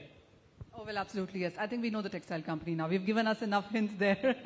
But we also, I was recently talking to De Beers and BHP and how they have gotten onto blockchain as well and the kind of work that they're doing there as well. So, Gaurav, I'm of course going to come to you as well, क्योंकि आप लोग यहाँ पर सब हैं और हम इतनी सारी यहाँ पर बातचीत कर रहे हैं, तो एक last question और उसके बाद आपसे भी जानना चाहेंगे, आपके अगर कुछ सवाल इस पैनल से यहाँ पर हैं. But Gaurav, a lot of people ask, and on the costing part of it, as we talk about the rate of return on this, and is it too early and can we wait it through, and what would you say onto that? And would you say that the cost effectiveness from jumping to Web 2 to Web 3 or just starting with Web 3 is there yet? So I had a startup in 2013. I was trying to convince people to make payments in restaurants using their mobile phone, and people used to laugh at me, and we ran out of money, and now you know what happened. 10 years later, everybody's doing it. So yes, I was too early. This might be too early, but the thing is, I sold out 2 months before demonetization, and it took off after that, right? So you never know when that demonetization moment, that Web3 moment will pick up. I think you want to be there when that hockey stick happens. Only people who are there will actually benefit from it. So I think everybody needs, this is going to happen. Whether it happens in 6 months or a year or 18 months, I can't predict. But you just have to make sure that you have the lottery ticket खरीदोगे तभी जीतोगे. अगर नहीं खरीदोगे तो नहीं जीतोगे. It's as simple as that. All right, I have my questions, लेकिन ये time वो है, इसीलिए हम यहाँ पर सिटीज में ट्रैवल करते हैं ताकि आपसे आपका क्वेश्चन, आपका फीडबैक भी जान सकें. तो हमारे पैनल से अगर आपका कोई सवाल है तो हम इस वक्त ले सकते हैं. जी हाँ, can we please pass the mic on there?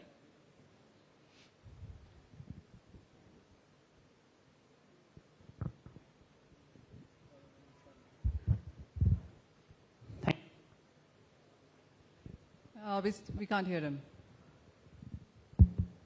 Yeah. Question is that as we all know that data is decentralized in blockchain, and user owns its data. It is not owned by any company, whether it's government or any giants like Google or something else. So is this something that our government is reluctant of moving from Web 2 to Web 3? And what we entrepreneurs and what the developers as well as the businessmen are doing to convince to convince the government that we have to move from Web 2 to Web 3. Right. So maybe there are some chances that the government may say that we need your. So my next question was that अगर आप नहीं पूछते तो मैं ये पूछ रही थी कि regulatory aspect क्या है अब इसका? Yeah. So let me start, and you're the expert, but I'll give you my view on this, right? I think मेरा view उल्टा है. मेरे ख्याल में इस स्पेस में गवर्नमेंट एक्चुअली काफी आगे है. अगर आप and not just India, globally data protection bills, GDPR, बहुत सारे अब चीजें पढ़ो, तो गवर्नमेंट का इंटेंशन यही है. वो नहीं चाहती कि सारा डेटा कंपनीज के पास रहे. वो एक्चुअली चाहती है कि कंट्रोल लोगों के पास रहे. बट गवर्नमेंट ना कभी टेक्नोलॉजी मैंडेट नहीं करेगी. गवर्नमेंट ये नहीं बोलेगी कि आप ये यूज करो कि वो यूज करो. गवर्नमेंट इंफ्रास्ट्रक्चर ले करती है. बट आई जेन्युइनली बिलीव जो विनीता जी ने बताया कि रीड राइट ओन जो है, Web3 एक ऐसी टेक्नोलॉजी है जिसमें आप अपना डेटा एक्चुअली ओन कर सकते हो, राइट? सो यही अगर सही टेक्नोलॉजी है टू इम्प्लीमेंट जो भी आपने बोला है वो करने के लिए, एंड वो नेचुरली उभर के आएगी बिकॉज स्ट्रेंथ उसकी वही है. This is what it does best. So I actually think government is supporting it, there encouraging it. There is just not saying अच्छा ये ब्लॉकचेन या ये वो यूज करो. वो फ्रेमवर्क ले कर रहे हैं. Dilip, you want to add? Please add on. Okay, let's take the next question then. Somebody from here wanted to ask. G, that's the mic there. He's one of the 10 companies. Hello. Sir, you said that the website should be immersive. So is that metaverse or immersiveness in the websites and these things, is this counted under Web3? So immersive means interactive. Today you have a bot. The bot is AI driven, etc. But bot is not really interactive or engaging in an incentive, right? You want to get people to keep coming to your website, keep coming to it. So how do you incentivize that? Do you build in NFTs or tokens when they visit? How do you keep? So there's a huge range of immersiveness in your website. If you give reward points, right? For example, if I were to take the ICAT website and say if you've taken the first course, you will get 1. If you take 10 courses, you'll get 10 points. 10 points you can donate to somebody else who wants to do a kind of another course there. So there are different ways of doing it. You can take any example. You apply, see the principles of Web3 and engagement and immersiveness are very, very simple. We need minds. आपके जैसे लोग चाहिए जो principles लेके एक कोई भी application देख करके उसको कन्वर्ट करके उसको जो इंडिविजुअल है. वेब 2 और वेब 3 में फर्क एक बहुत फंडामेंटल फर्क है. वेब 3 में इंडिविजुअल्स जो टाइम गेम में स्पेंड करते हैं या वेबसाइट में स्पेंड करते हैं या किसी और ऑन द नेट स्पेंड करते हैं, उसको मोनेटाइज कर सकते हैं. वो मोनेटाइज किसी सेंट्रल एजेंसी को नहीं जाता. ये एक फंडामेंटल शिफ्ट है जो वेल्थ क्रिएशन का एक एस्पेक्ट है. Very well answered, yeah. Good evening all. I basically have questions. One is to Mr. Noy. I would like to know whether Bharat Web3 Bharat Web3 I can hear you, doesn't matter, just continue your question. Yeah. We can hear you, we can hear you. All right. So I wanted to know whether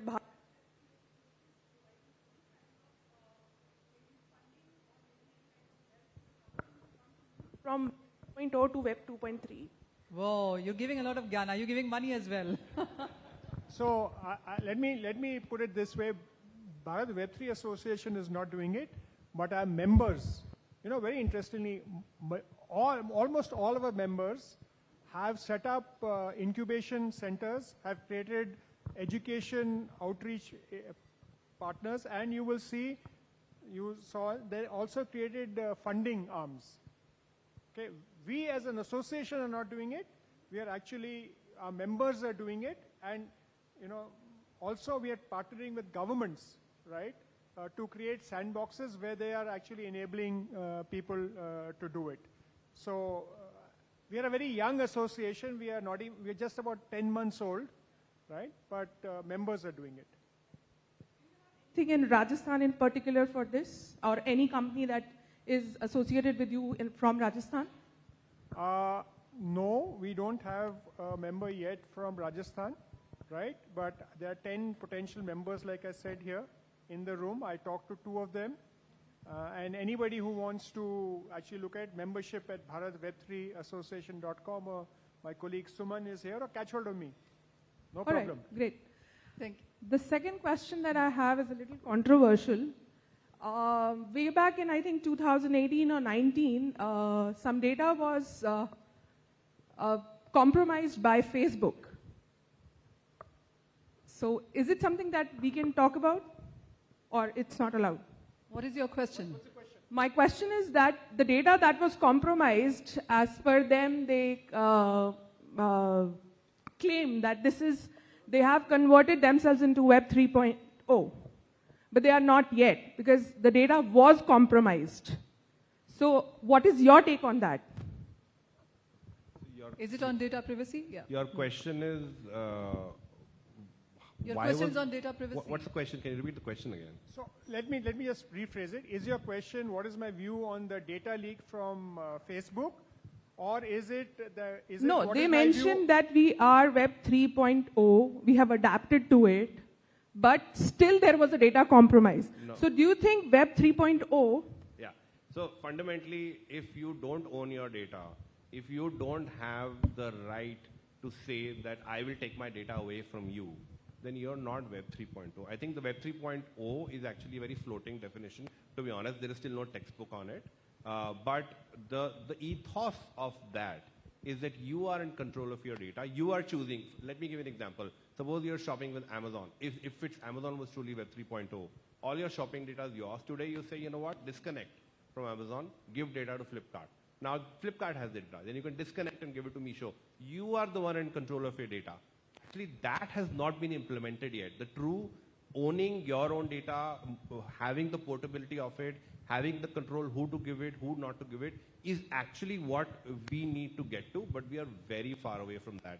At most, what people own right now in Web 3.0 is assets, not data. There is very little control of data right now. We're a little far away from that. Thank you. Great questions. I'm sorry we've run out of time because this is the time for next panel, but our panelists are right here. You can absolutely catch them off stage. There is going to be networking as well. But that's all the time we have on this panel. Thank you so much, panelists. Thank you.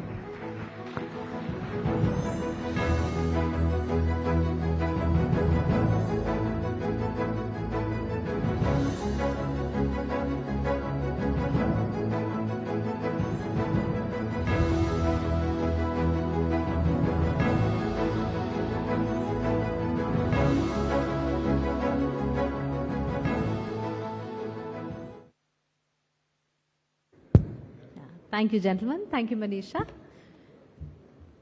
And thank you to the audience for those engaging questions. And before I move, again, a little announcement. Telegram channel है, Namaste Web3 Movement.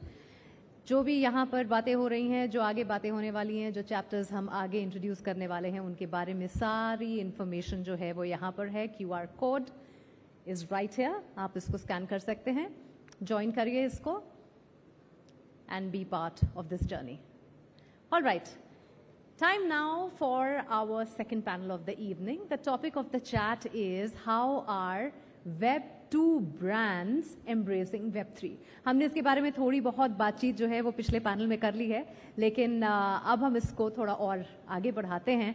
And I would like to remind you of the days when Web 2 brought us a more interactive online world. Well, Web 3 is here to take that experience to a whole new dimension. It's all about immersing ourselves in a decentralized digital space. The shift has caught the attention of even non-crypto brands in recent years, and there's no wonder why. Well, discover how these brands are navigating the shift, adapting to new paradigms, and harnessing the potential of decentralized, immersive experiences. Manisha, back on the stage to moderate the next panel. And put your hands together for the experts for this session. Angad Sodhi, Artist, curator, co-founder, Colors of India, director, media, NFTs, tech and culture, India Blockchain. Pranav Kaushik, partner, digital transformation, Grant Thornton Digital. Yashaswi Rao, VP Products, Octo. Satvik Sethi, founder, Anoka, social impact activist, Web3 evangelist, investor and artist. Over to you, Isha. Thank you Mugdha. जैसे मुग्धा ने कहा कि हम काफ़ी कुछ यहाँ पर Web3 के बारे में बात कर चुके हैं, and that was an opening panel जिसने आपको समझाया कि Web2 क्या है, Web3 क्या है, क्या नंबर्स हैं, what are the plus, minus, regulatory, and of course amazing questions as well. So these are the guys who will now talk to us about on how is it working for them and what are their experiences onto that. Pranav, taking in from the first panel to the second now, what is your sense on how strong the adaptability has been? You've given us the numbers already, but how would you say it is working for the people who have adopted it already? Are there opportunities? Yes. What are the challenges?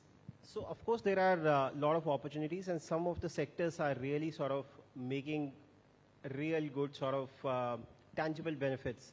If I talk about FS as a sector, yes, there are very, very pertinent and very good use cases that have emerged. In fact, I can talk about there's a global bank, a very large one with whom we are working. And they're working, and in fact, we are working along with them on bond tokenization.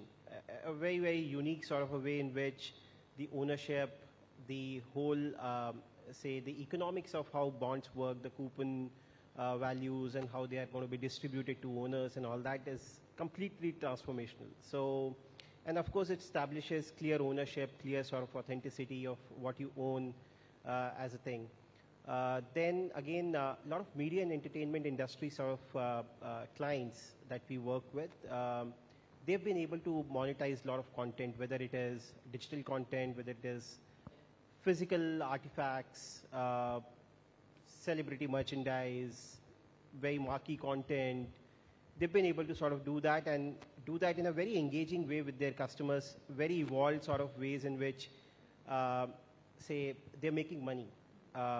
So, of course, that's another sector which has seen very good traction. Again, I would say consumer markets as an overall sector. Now, I always, like, there's some brands and then some sort of so organizations that I'm really sort of glued into, like Nike, Gucci's. I think Nike has really nailed it. If you ask me, it is very clear that they have a very, very clear strategy as to how they want to go ahead with Web3. Right from having an immersive sort of an environment to having tokens which can be sort of, which you can collect. Tokens can be linked to actual physical products and physical sort of things. They have their .swoosh sort of a portal now. Again, Web3 sort of a portal. Very clear ways in which they want to adopt the whole gamut, like right from decentralization to asset ownership to actually associating those digital sort of, so your ownership sort of things which are recorded in blockchain with a physical object, and then giving an overall immersive experience as well. Very engaging, very, very encompassing that, at least that's what it appears to be. Yeah. Angad, we have so many developers here, creators here. पर आपको लगता है कि इस बार भी वही होगा कि बड़े-बड़े names like Netflix and Amazon and Gucci's will do it first and हम बैठ के पहले देखेंगे, समझेंगे और उसके बाद उसको incorporate करेंगे? So I think it's actually the opposite of that. I think that Nike as a brand, since we're using Nike as an example, they've actually been one of the sort of pioneers in always finding subcultures and finding what's happening and then tapping into that. So everything that Nike has done, I mean, the first thing that they did was they tied up with TK, which is basically a company that was making digital sneakers. So instead of actually going out and creating a lot of stuff, what's interesting in Web3, I think we were talking about this earlier as well, is a lot of smaller companies, a lot of smaller startups, or a lot of individual creators are creating and playing with this new technology. And then people like Nike are coming in and saying, you know what, here's an interesting way that we can actually engage our community. And I mean, that's the big sort of differentiator here as well, which I'm sure we'll go deeper into. But all of these bigger brands are actually coming into the communities that already exist in Web3. So they've come to the subculture, and then Nike, I think, on secondary have already gone, when I say secondary sales, I mean, Nike made, I think, 100 and something million on primary sales of their tokens. And everyone else who has actually retraded those tokens or flipped those tokens, I think they made over $1 billion, those tokens. So that's the potential of tapping into these subcultures that bigger brands are looking at. We have numbers from Pranav already, and that comes in from the company. But I really want to understand on what all of you think about numbers within India right now, and what is your sense on growth potential? I mean, obviously, we are one of the largest populations in the world. We're one of the largest young populations, probably one of the largest young tech-savvy populations. So I will leave the math to everyone else here. But if adoption sort of goes at the rate that it should, and of course, there's a lot of support we need from the government and from policy, and a certain fear that general perception of anything to do with crypto in general has. If we can sort of break some of that stigma, I mean, there's nothing stopping us from being the superpower in Web3. And the numbers are going to be staggering. I mean, you're welcome to take a crack at that, but... Satvik, what's your sense on this? So I've spent the last 7 years of my life abroad, and I've just returned to India. And one of the first things that I've noticed is just how big the Web3 space is. And obviously, when you spend so much time abroad, you don't really get a glimpse of that, despite being tapped into, obviously, my family here and a lot of friends here. But coming back, coming to events like this, ETH India, seeing the amount of developers, seeing the amount of products, you really do get a sense of the deeply rooted understanding of, like you said, subcultures, about technical innovation. And there are people here who want to push the boundaries of what is possible. I think already some of the biggest brands, some of the biggest companies in Web3 are from Indian founders. You Sandeep with Polygon, and so many of these products that are coming to global markets. But I do agree with your point. I think a lot of it does come down to breaking down the stigma that surrounds the topic of just cryptocurrency, NFTs, blockchain. And I take a contrarian view to this to an extent, where I don't necessarily think that as founders here, if you're building in this space, that you need to take the onus of breaking down that stigma and trying to convince the government. What I want to say is that the governments and these institutions should be supporting you, because you're the one that's bridging that gap between India and the rest of the global economy. And the other side to that is that I think blockchain, and some might disagree with me here, the word blockchain or cryptocurrency or NFTs is tainted for a global audience. When you think about brands that want to get into the Web3 space, a lot of times when they announce that we're doing this NFT activation, or we're going to start accepting crypto payments, their native audience tends to disagree with it, and they're very vocal about it. You'll see them very angry on Twitter. You'll see them complaining, why is Discord announcing? Who are these people? 90% of the general public, they hate the idea of NFTs because it's become quite associated with scams. It's become associated with a lot of malpractices, bad actors. And I think the message here for founders is, take the technology, take the efficiency of the technology, but you don't necessarily need to announce how it's powered. I think when I share my website with you, I don't say, here's my website, and by the way, it's built on the internet.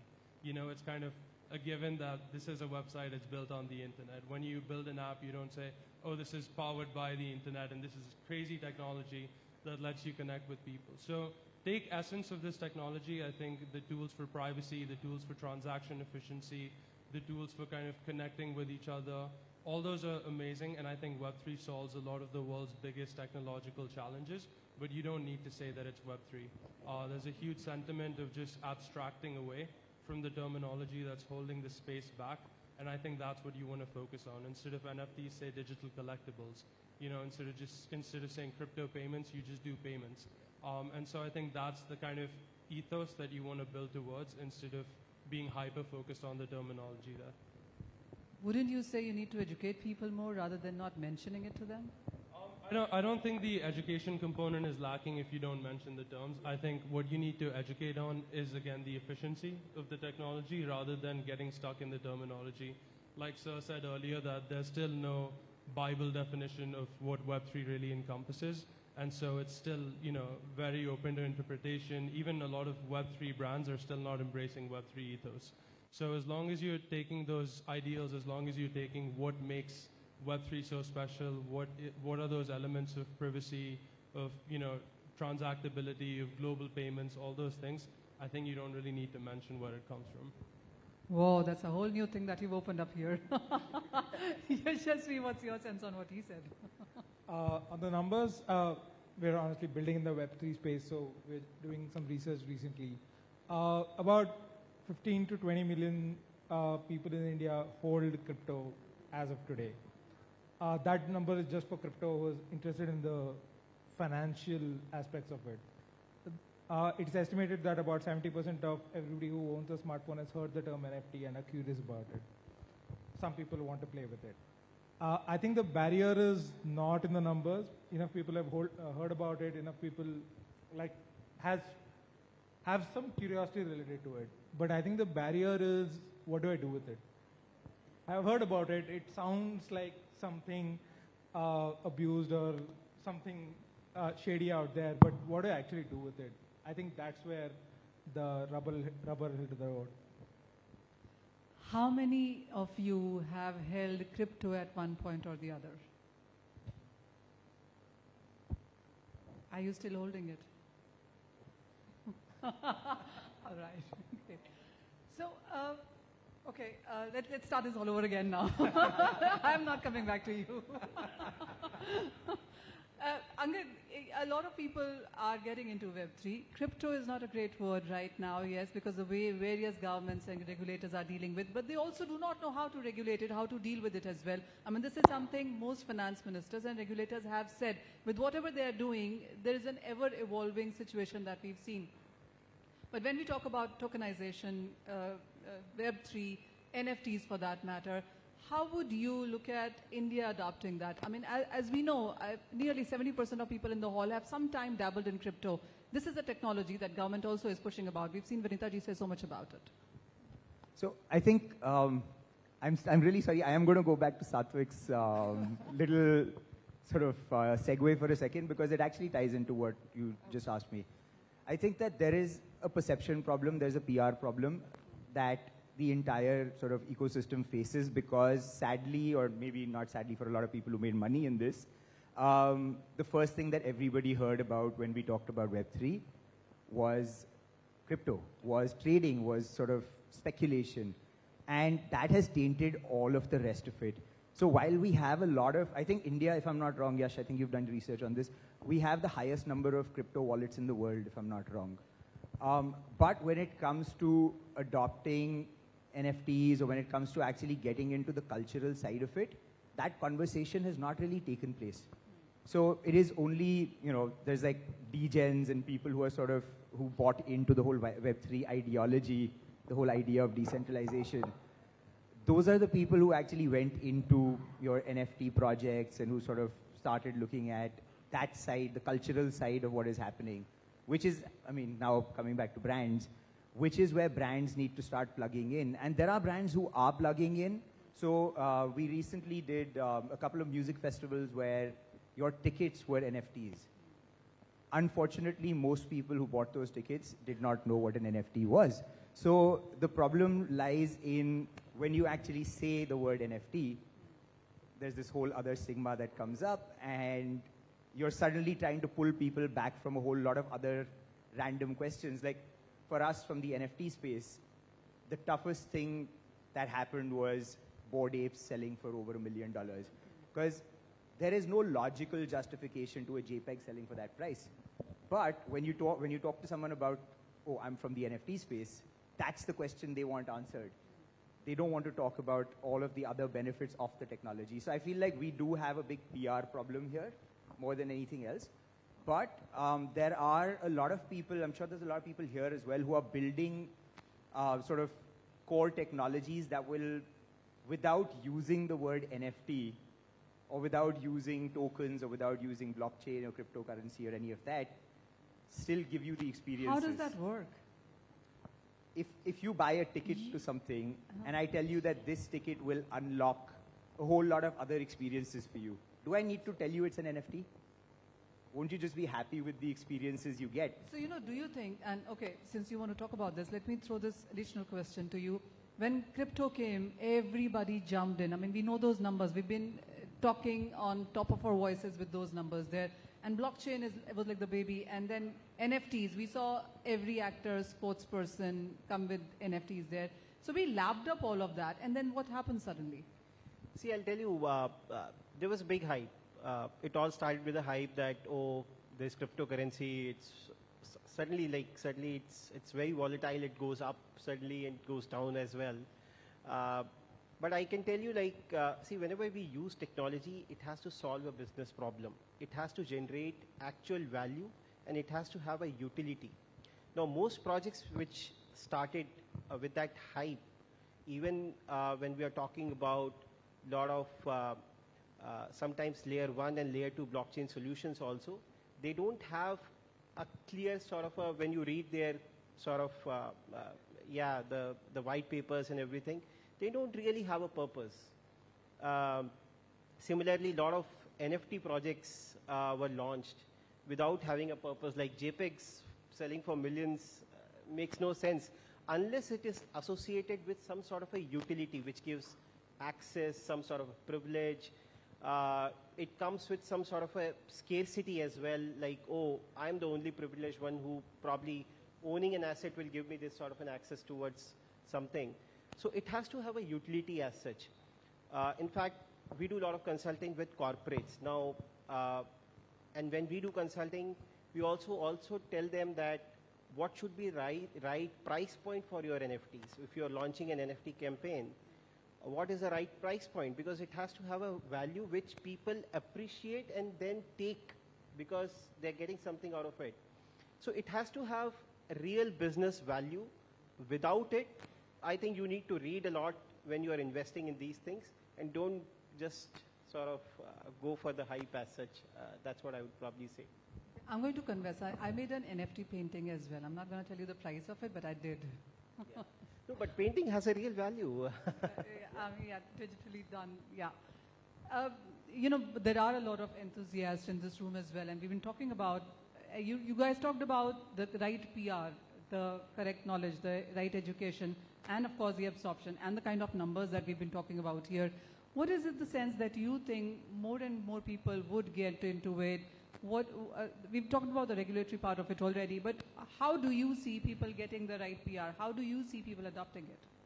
Sure. So for this, I'm going to go back to your conversation around the hype, which was initially a draw for a lot of brands. So until earlier this year, I used to lead MasterCard's global Web3/NFT products, and during those last 2 years in that role, I got to work with a lot of very renowned companies, brands, Fortune 500s that used to work with MasterCard.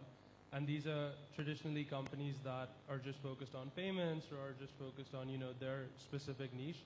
But they were open to the idea of exploring Web3. At the start of last year, the only reason any of them wanted to explore Web3 was that free marketing that came with Web3. The mania of NFTs, because they knew that as soon as they say, XYZ brand is launching an NFT collection, they're going to get global exposure in every single newspaper that no amount of marketing budgets that these corporates have could buy them.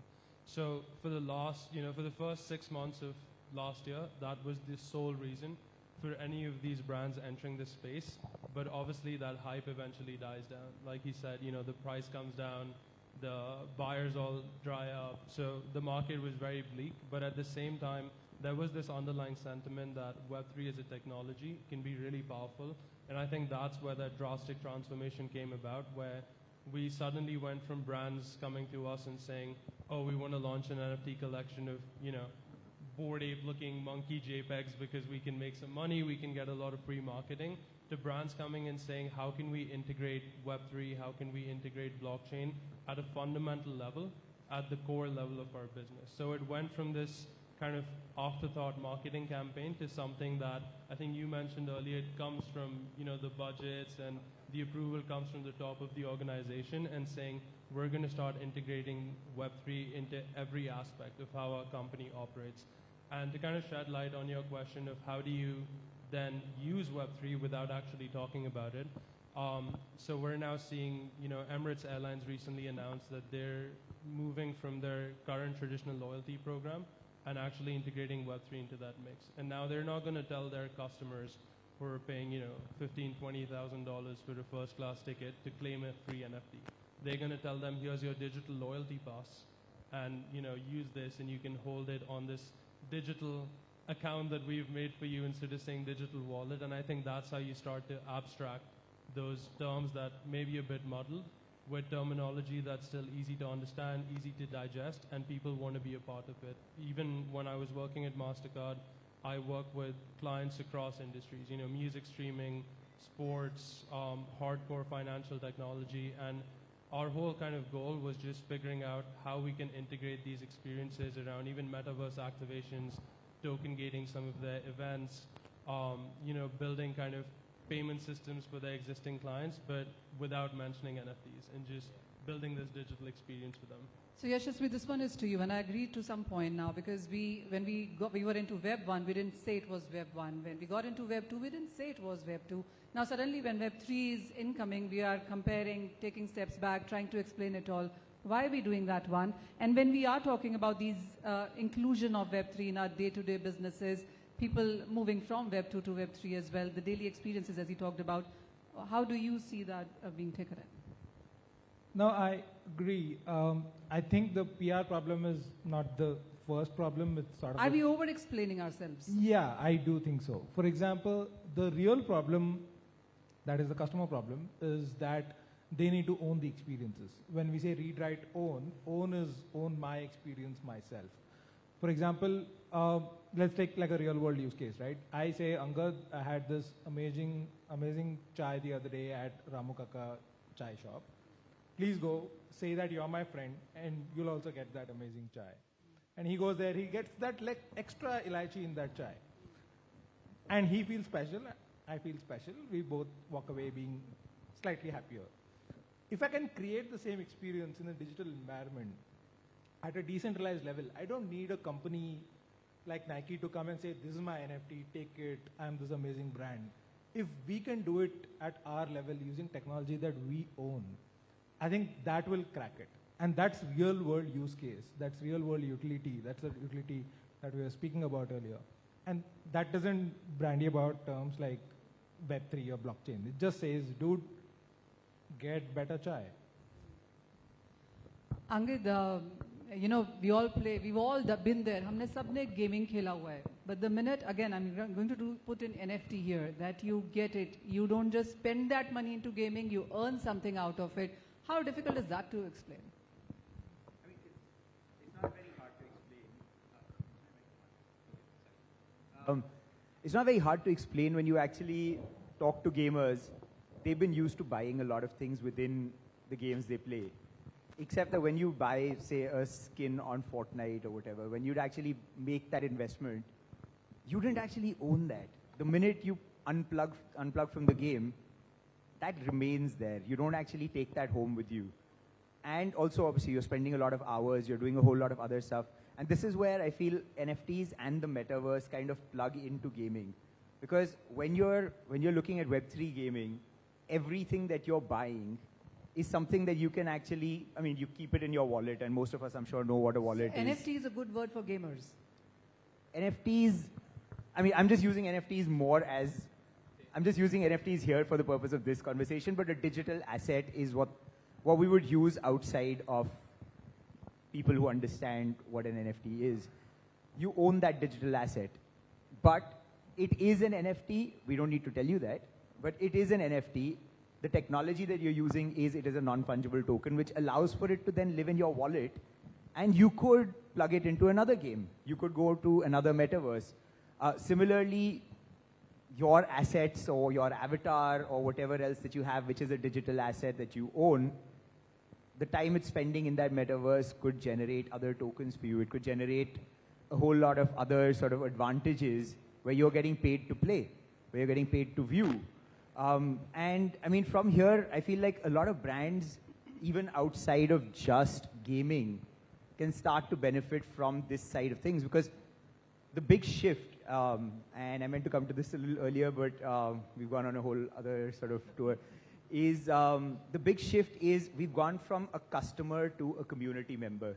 Ownership, when we talk ownership, like Yash said, his chai wala who he loves and goes to regularly, there's a sense of pride and ownership that he takes when he introduces me to him, saying, you know what, this guy is the best. I want you to go have this and get this experience because I get this every day and it's special. So that ownership is what brands can now start sort of cultivating in their consumer, if you want to call it, but community is really the word that sort of comes But into play. hasn't blockchain and NFTs always been so community driven? I mean, this is a conversation I remember having like 5-7 years ago, that it's all about community on how people stick together, and there are various ways of doing this. What are we missing now? I mean, that's where this whole thing sort of is coming from, right? That is the real essence of what you want to take away when you talk from a brand's perspective on how they engage with their customer.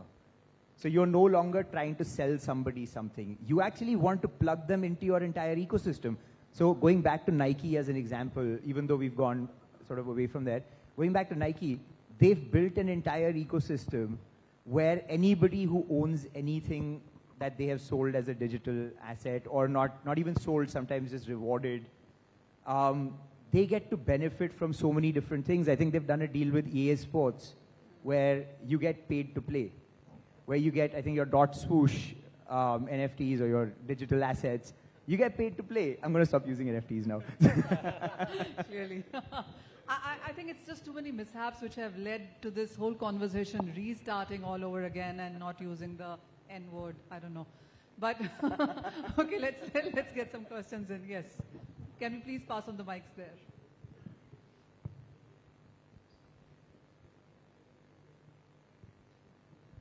You guys actually hijacked my conversation away. I had a different set of questions. Yeah. When you have that chai together? Yes. Yes. We can't hear him. Can we please fix his mic? Yeah. Hello, am I audible? Yeah. Hello, everyone. So, like, when we talk about the adaptation of a Web3 and a tokenization or a token getting parts, so whenever we implement over the startups things, so I want to know, like, in a Web3, every transaction takes some gas fees or kind of money. We can, in a simple language, we can say for a money. So how that is been handled over for the normal people? Like, it usually goes for the transactions part. So everyone have to spend something. As compared to Web 2, we don't have to spend anything for doing the same cases, just like booking an appointment.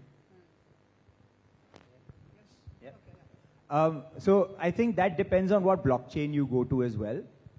So not every blockchain charges a lot of gas or any gas. There are chains that, you know, like Polygon is a very, very affordable blockchain to be on. Tezos is another, if you're looking at art as NFTs, if that's what you're talking about, it's practically nothing what you pay.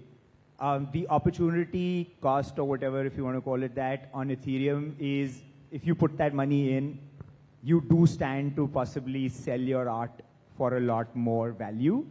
But you would do that even when you're actually looking at anything in the real sort of physical art world.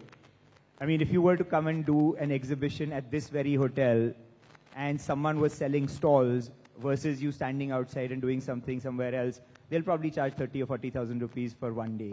So there is a cost, but that is an opportunity cost that you would pay, but you do have options that are gasless as well.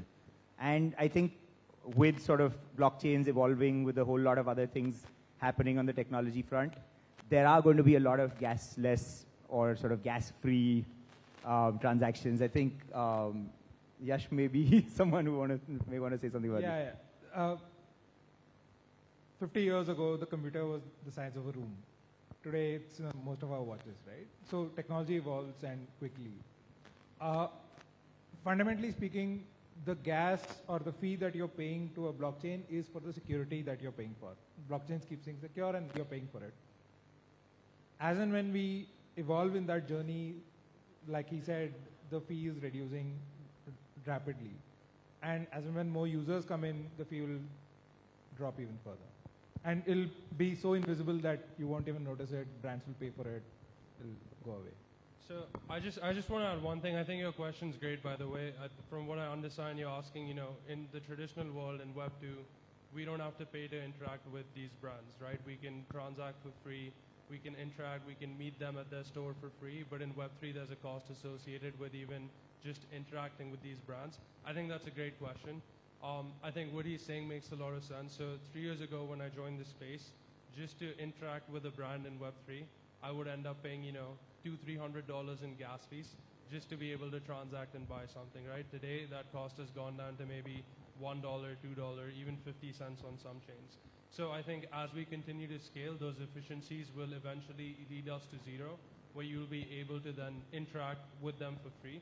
But that said, I think there's also this misconception, apart from obviously the transaction side, that you need money to start participating in Web3. And I think that's, again, one of the things tainted by this PR crisis that Web3 is having, that the only way to gain something out of Web3 is to first, spend hundreds of dollars, buy crypto, buy NFTs, and that's the only way you'll grow. I can tell you when I started, I'm 25 years old now. I got in the space when I just graduated from college. I had nothing to my name. I couldn't even rent an apartment on my own. And I got into Web3. I pooled like $50 with my cousin, and we said, let's just do something. We obviously didn't make any money, lost that $50 as well.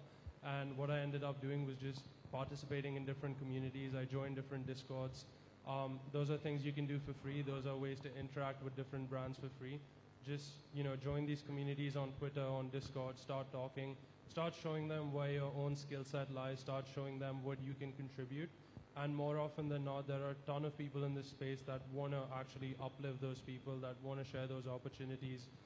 Very quickly, you'll start getting paid, to start making content for someone or start moderating a group chat. People will encourage you, lift you up, and that's how I made my first little bit of ETH, and then you just kind of grow from there, and then you get embedded. So don't come with this misconception that you'll need to spend money to make money. I think one of the most beautiful things about Web3 is it's very accessible and open to everyone. I think we can take one more question, and then we can wind this down. Sure. Good evening to the panel. And I have issues with my legs, so we panel, can't see please, you, so if you can stand up. Yeah, definitely. So thing is I have issue with my legs, so if I ask the question by sitting on the chair, panel, please bura mat maniega. Sure. Fine. Sure. So thing is by education, I did my engineering in computer science from BITS Plani, right? And by profession, I'm in government of India. So, and by hobby, I like to invest in virtual digital asset. I will not call it cryptocurrency, because it's quite defamed right now in the eyes of government of India. And that's the main reason that I don't want to be caught in the eyes of that particular camera also. So being a government employee, my concern is I don't have any question. I have a request with Manisha ma'am, and being she belongs to the giant community of media and broadcast. I know she can put up my request on the proper platform. My request is in year 2001, the Ministry of Corporate Affairs amended the Schedule 3rd of annual reports and make mandatory to disclose the profit, loss and amount of virtual currencies held by the private listed companies in year from the annual report from 4th April 2021 onwards, right? So apart from hobbying in investing in virtual digital asset, I have hobby to invest in Indian stock market also, right? So when I go with the annual reports of past 4 to 10 years, I just see that from the year 2000, you can say from year 2021, it has been made mandatory to disclose the holding in virtual digital asset by every private company listed in the Indian stock market. But apart from control print, I hardly see any annual report that clearly mentions the holding of virtual digital asset, right? So my request with the Manisha ma'am is and the purpose of Namaste Web3 is to make the people aware about the virtual digital asset, right? So if she put up the question in front of the ministry or in front of the government, then that if it is mandatory to disclose the holding of VDA in every annual report from 2021 onwards, then why the private companies are not going to mention that? I know lots of private listed companies are there which are running the nodes of Polygon, which are dealing in the colored coins, and which are holding which are the part of the consortium of Hedera Hashgraph also, right? Sure. So definitely there should be some provision, because if you want to make the people aware about the virtual digital asset, so it should be, when it will get reflected in their annual reports, analysis with this, when they will discuss about it. I think we got your point. Yeah. And my second request with the, with respect to you, my second request is whenever some sort of ransomware attack happens, what the media do, they try to like put it image of Bitcoin, a symbol with a dollar sign, and they blame every ransomware or like attack with the cryptocurrencies, right? So the people should be made aware about that if we deal with virtual digital set, or if somebody is working on the blockchain. Every transaction. I get your point. The media needs to be educated as well. I'm sure you have a list for media, but I'll connect with you on this one. Every transaction is like traceable on blockchain. So what people think, अगर मैं बोलता हूँ घर पर कि like ransomware attack, वैसे ऐसा नहीं है, पहले नहीं होते थे, पहले भी होते थे. They deal with dollars. और अगर वो आज क्रिप्टो करेंसी में लाइक इथेरियम पर अगर वो बात कर रहे हैं, then Ethereum blockchain, bitcoin blockchain are publicly accessible. So every transaction of cryptocurrency is traceable. That should be the purpose of the media, to put the right things on the right platform. My request to you. Point taken. Thank you so much. Thank you. Thank you, panelists, as well. I mean, this was a great conversation. I mean, as everybody said, this is the place to be. This is the future, and we've seen him give a complete example on how he's made his money and the reason he's on the stage as well. Thank you so much. Thank you, panelists. Thank you.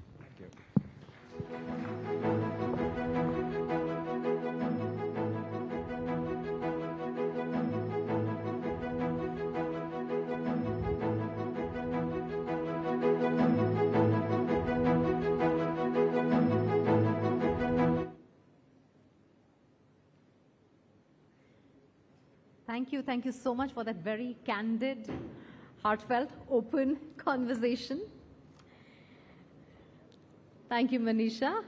And before I move ahead, a gentle reminder to scan the QR code to pre-register for Unfold 2023 and get exclusive access to discounted early bird tickets. Also, a small announcement from the Rajasthan government regarding the Rajasthan Mission 2030.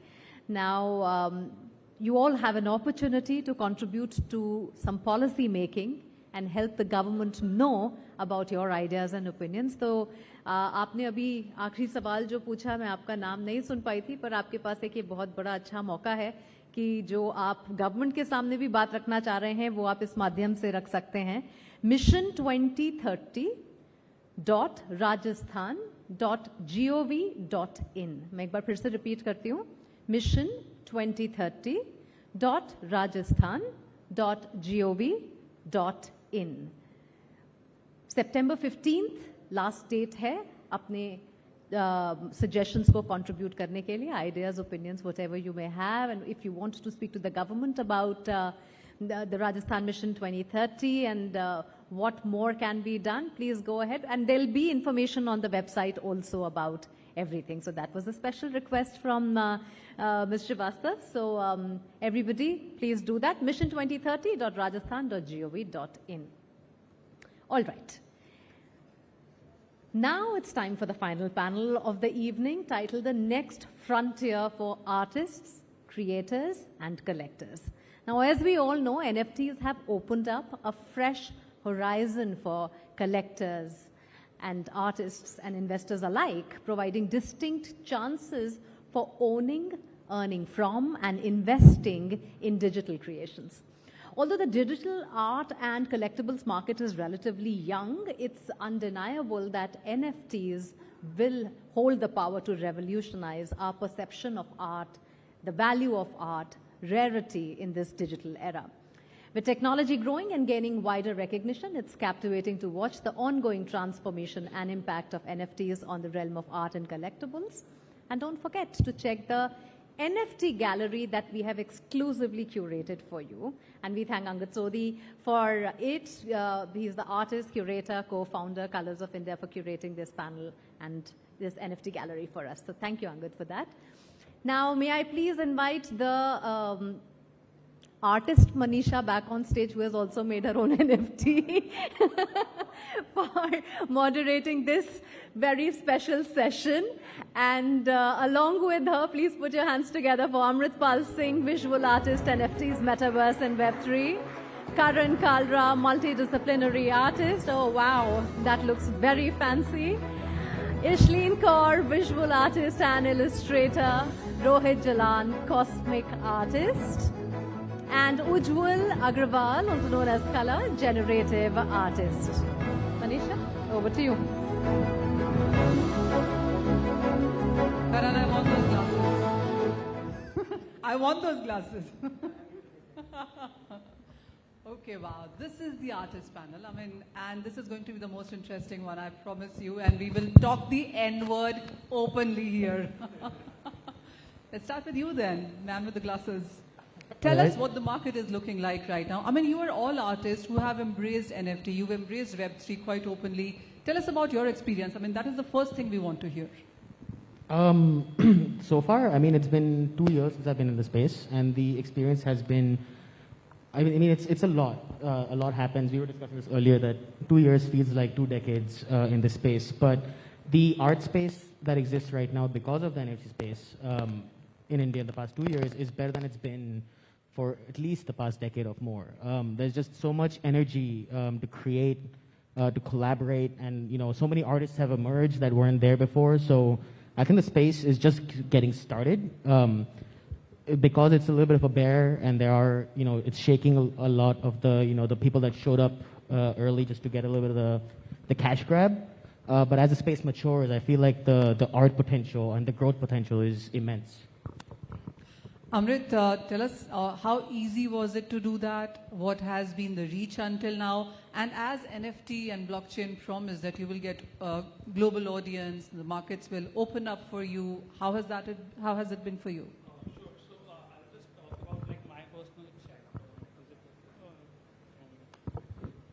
So I'll just talk about my personal experience as an artist with NFTs. Currently, the market is down, but personally it has kind of been one of the best years because I just did my solo show, and that was a multi-city solo show. Plus a lot of traditional art collectors got interested in my NFTs. So personally it's been good. And for me, from day one, it was straight that, okay, I'm you are buying my art to be part of my journey, and I'm a digital artist, so I create digital art, right? So that's all you can own. I never got into phygital because I thought it's compensating for me being a digital artist, right? If I do that approach. So for me, it was day one, I was doing digital art, and people were buying the NFTs just to be part of that journey. And a lot of them have still continued that. Plus, with doing this solo show this entire first half of the year, I was able to convert a lot of traditional collectors getting interested in my art, and for a lot of them, they Holden Hussein or something, but that was their first NFT as well.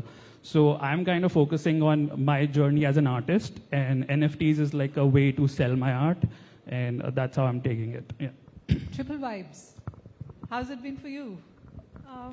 It's been great, and I remember I started doing NFTs when I was in my second year of college, and now I've graduated, and I can gladly say that I've learned more in the NFT space about visual arts than I have in my own college.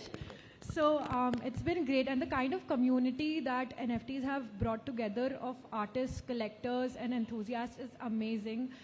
Everybody is so supportive, and you get to meet artists from all around the world, all kinds of artists, and that kind of is, for an artist, that is the best inspiration that you could get.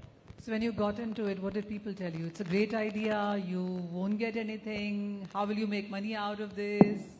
Did you hear all those things? I did, and actually when I started just learning about NFTs, I did not tell a lot of people. I told my mom and my brother after I sold my first NFTs because I just wanted to be sure. But sales or no sales, just the experience of creating and putting it out there in the crypto and the NFT world is a great experience in itself. How's the community itself? I mean, is there a lot of support? Is there a lot of conversation? Yes, actually Amrit was the first person who supported me and, gave me all the information that I needed to get started. And then along with me, a lot of new artists kept joining in, and all of them were learning along with me.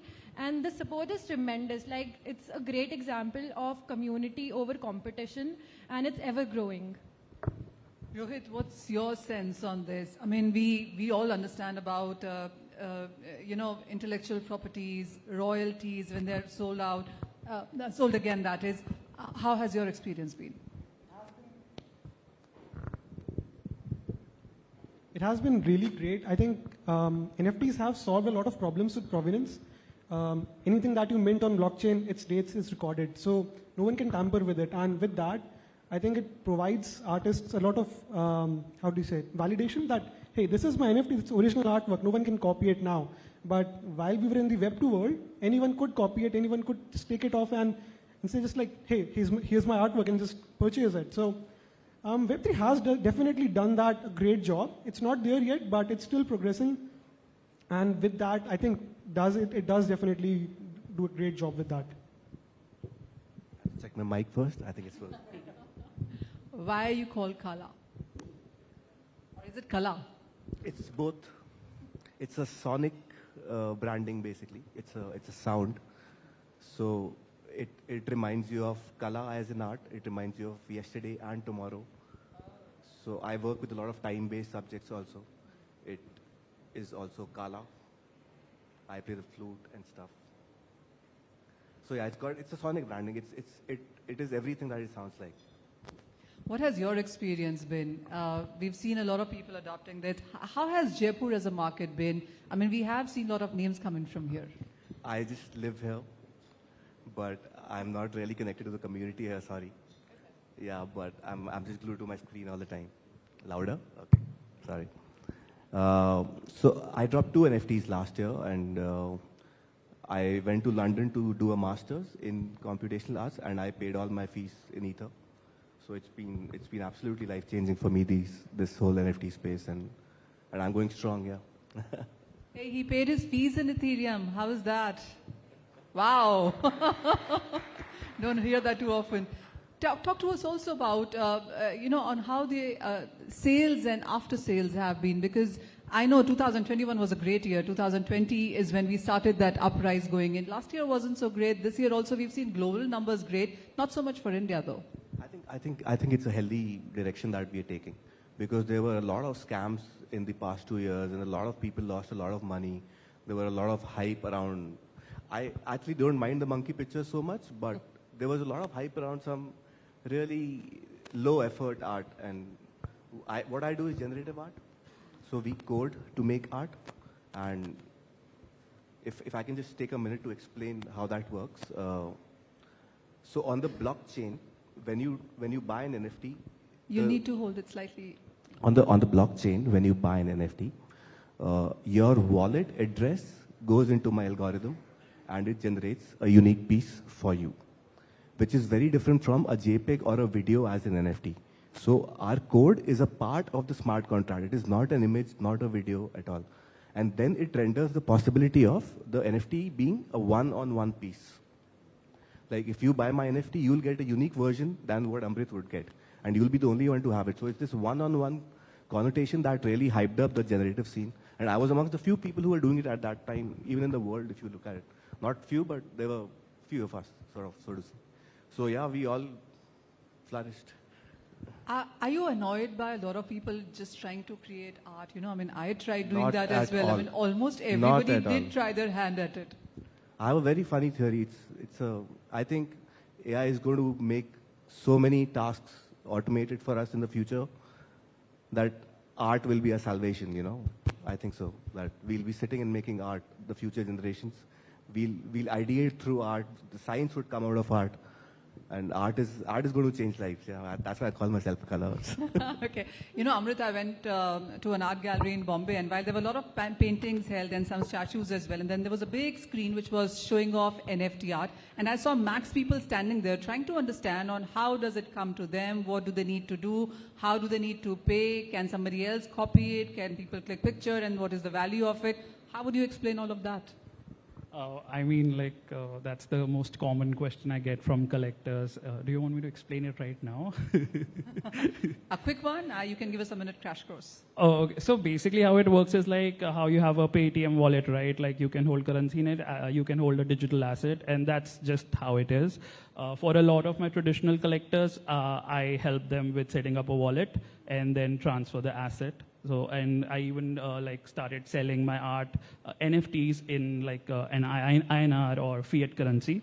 So, you know, like these steps have to be taken, especially if you're dealing with traditional collectors, you know, they don't want to indulge in crypto. But again, like for me, NFTs has been more of an art thing, like, you know, so you can own the digital asset without actually buying crypto as well. So that is something not a lot of people understand. So I think that's that thing is up to the artist to, you know, really explain to the collector. With doing this, my show was in like different cities. So every city was a bit different. Like Bangalore, a lot of people knew about NFTs. They were more open to it. They understood it. But in Delhi, especially, like we had a lot of traditional galleries coming in, and they had a lot of questions around that. But, you know, like then I worked with my gallery assistant as well to just educate them. So. You know, Karan, for the longest time, the conversation was that an artist has to go look for a gallery, work with people, pay. Now, the whole idea behind this was empowering the artist. Have you seen that happen? Yes, I'm not a big fan of the traditional gallery system. There's the middleman, basically, having these, they take these 30-40% cuts in galleries. I've never been, even from the beginning, a fan of that. So NFTs was the salvation. When I saw that system, for me, that was the key. The fact that you cut out all these middlemen and you're focusing on the journey between the collector and the artist, and that's about it. You will see the piece, you buy it, and all the revenue, all the royalties, everything goes to the person who does the work, not somebody who puts on display. And, you know, on core concept, these galleries and everything else, the system was supposed to be good and support the artist, but nowadays it's not. It's all about gallery empowerment, PR, visuals, and everything like that. And I can say, like last year, there was a gallery that I put up a canvas. I presented a canvas of one of my pieces, and they said that we were going to put up for sale, and they're going to take 50%. And I said, it's not for sale. It's part of the show if you want it, but that's about it. And I'm definitely not okay with 50%. And then they said, no, thank you, and I walked away. And then a week later, they texted me back and said, you know what, just we'll put it up and we'll give it back to you. And I'm like, that's great, because finally the power is now in our hands. They want us there and not the other way around. I think that's just starting now. Like as the next year, 2 years, 3 years plays out, more galleries will be looking for the artist specifically, and the power is with them because they could just sell it online. They don't need them to that sale. And I think once that transition fully happens, and I think that's what they're afraid about too, is that once they get cut out, how do they stay relevant? And they're just not supposed to anymore, I think, in my opinion. You want to add something? Add this to, because, so like with my first 98 NFTs were sold by me online. But then the last, for the show, I collaborated with a gallery, and that's where I kind of saw the point of a gallery, for me at least, because they helped me put on a show, right? The production was taken care of them, the invite list, getting all the traditional collectors to the space. That's where they added the value. But that's the thing, I think that works only because I sold those 90 NFTs. Otherwise, galleries wouldn't have that approach with any digital artist, right? They would be like, let's put it on a website and see if it sells. And then it's like up to the artist to really sell it. But once you have a proven track record, they want to invest like as they invest in the traditional world.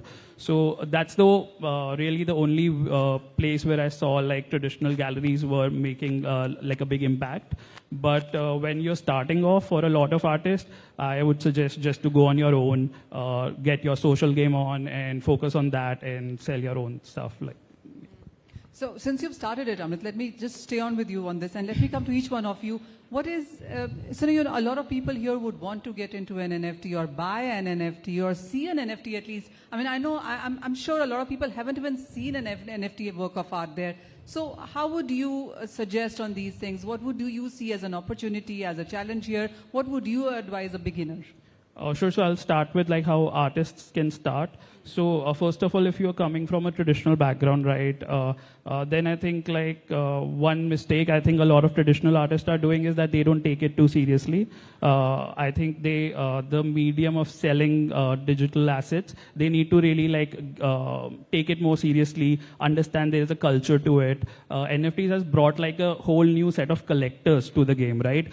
These are people like most of the NFTs are collected by people who have not collected traditional art.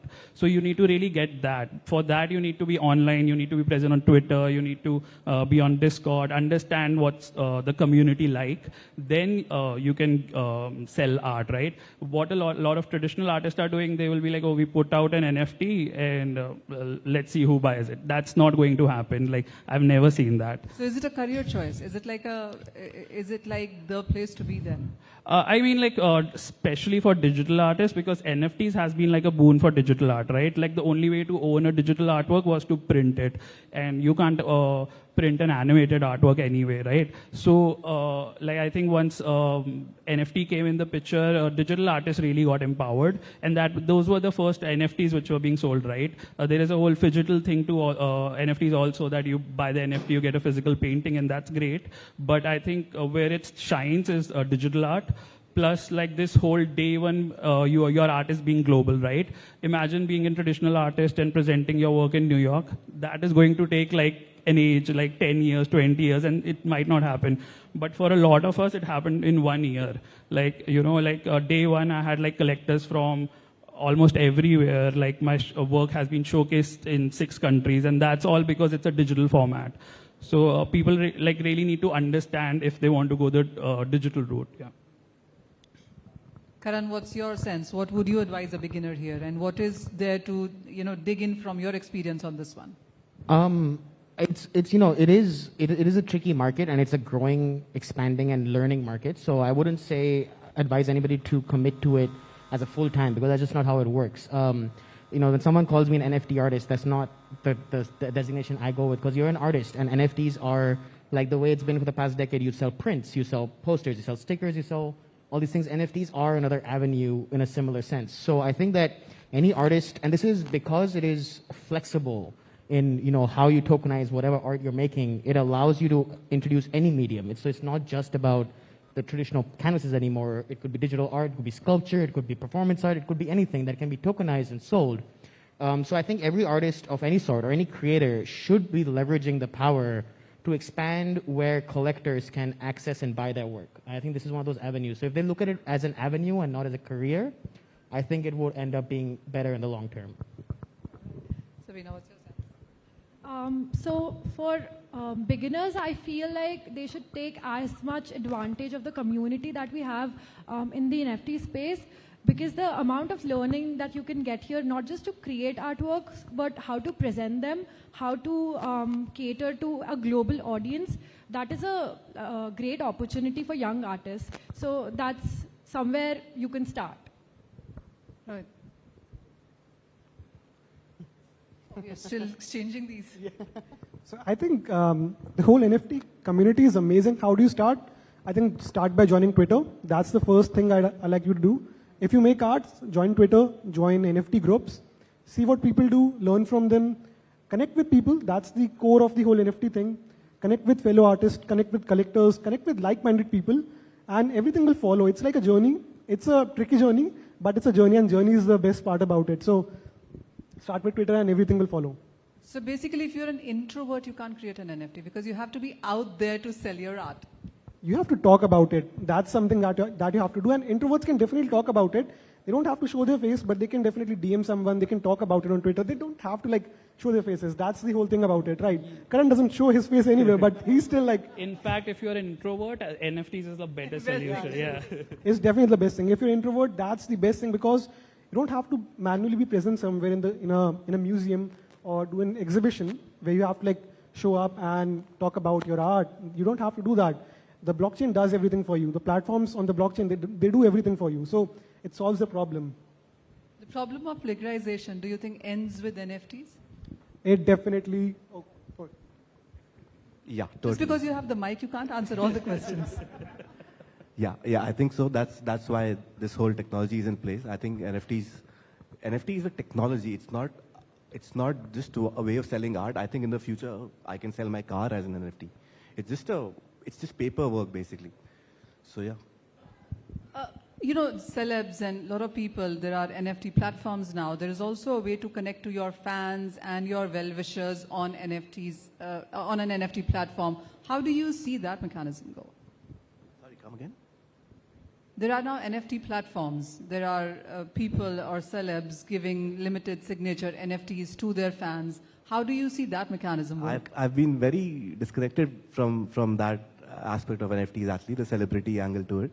So I don't know what they offer in return apart from just the pride of owning it, which is not bad. Which is not bad. If I were to own a Michael Jordan NFT, I would love to own it. But so there are two sides to it. It's easy for all these celebrities to get into the NFT space and start selling their name. But people like us who started from the ground and made a name for ourselves using NFTs is I think the biggest story here. They perhaps market it for you. I mean, they just keep the word out perhaps. Yeah. Okay, now let me come to each one of you with the challenge. You've told us on what is the great thing here and what can beginners get from you. What was the challenge here which needs to be worked upon? And are you making money out of this? I think we should learn to code. We should learn to? Code. Yeah.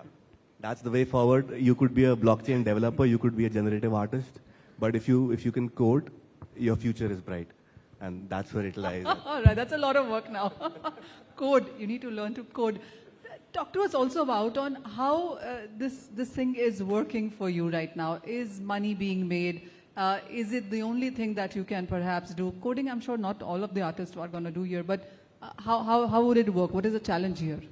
No, so I personally work with JavaScript. That's my medium of expression. So apart from NFTs, I also indulge in making fancy websites and stuff for clients. So I make some money there also. But last year was really good for me as an NFT artist. This year I've not even tried. It has been just so bad, and maybe I've not had an idea so far. I did a solo show at the same gallery that Amrit also did. I made a clock, and no, I just want to say that this whole gallery experience was great. You know, just to interact with people personally, physically, with kids who are seeing your pieces, who are not going to buy your piece, but they're going to come and play with it. That gallery aspect is very important. I think we should not deny that. Undermine. Yeah. Okay. Rohit, what's your sense? What is the challenge here that needs to be worked about? I mean, is regulatory an aspect really? Is it about money? Is it about reaching out to people? Is it about creating awareness? What is it? For me, it has been marketing. It's nothing more than marketing. Because as an NFT artist, it's not just about creating art. You have to also sell it. You have to also market it to the right audience. And if you don't know how to market it, it will remain unsold for years. So learning how to market, learning how to talk about it, telling the story is the essential part. So I make cosmic art, right? It's not understood by everyone. So I have to tell everyone, why do I do it? What's the theme and the story behind it? What's the purpose behind it? So I think marketing has to be done. It has to be learned. And for me, that's the biggest challenge. Talk to me also about the pricing of it. A lot of people do not understand on once they've created an NFT on how to price it. I mean, this is something that we've debated earlier as well. I think that's quite controversial. The reason being, you can't price an art. Only an artist can. How much effort they have put into it.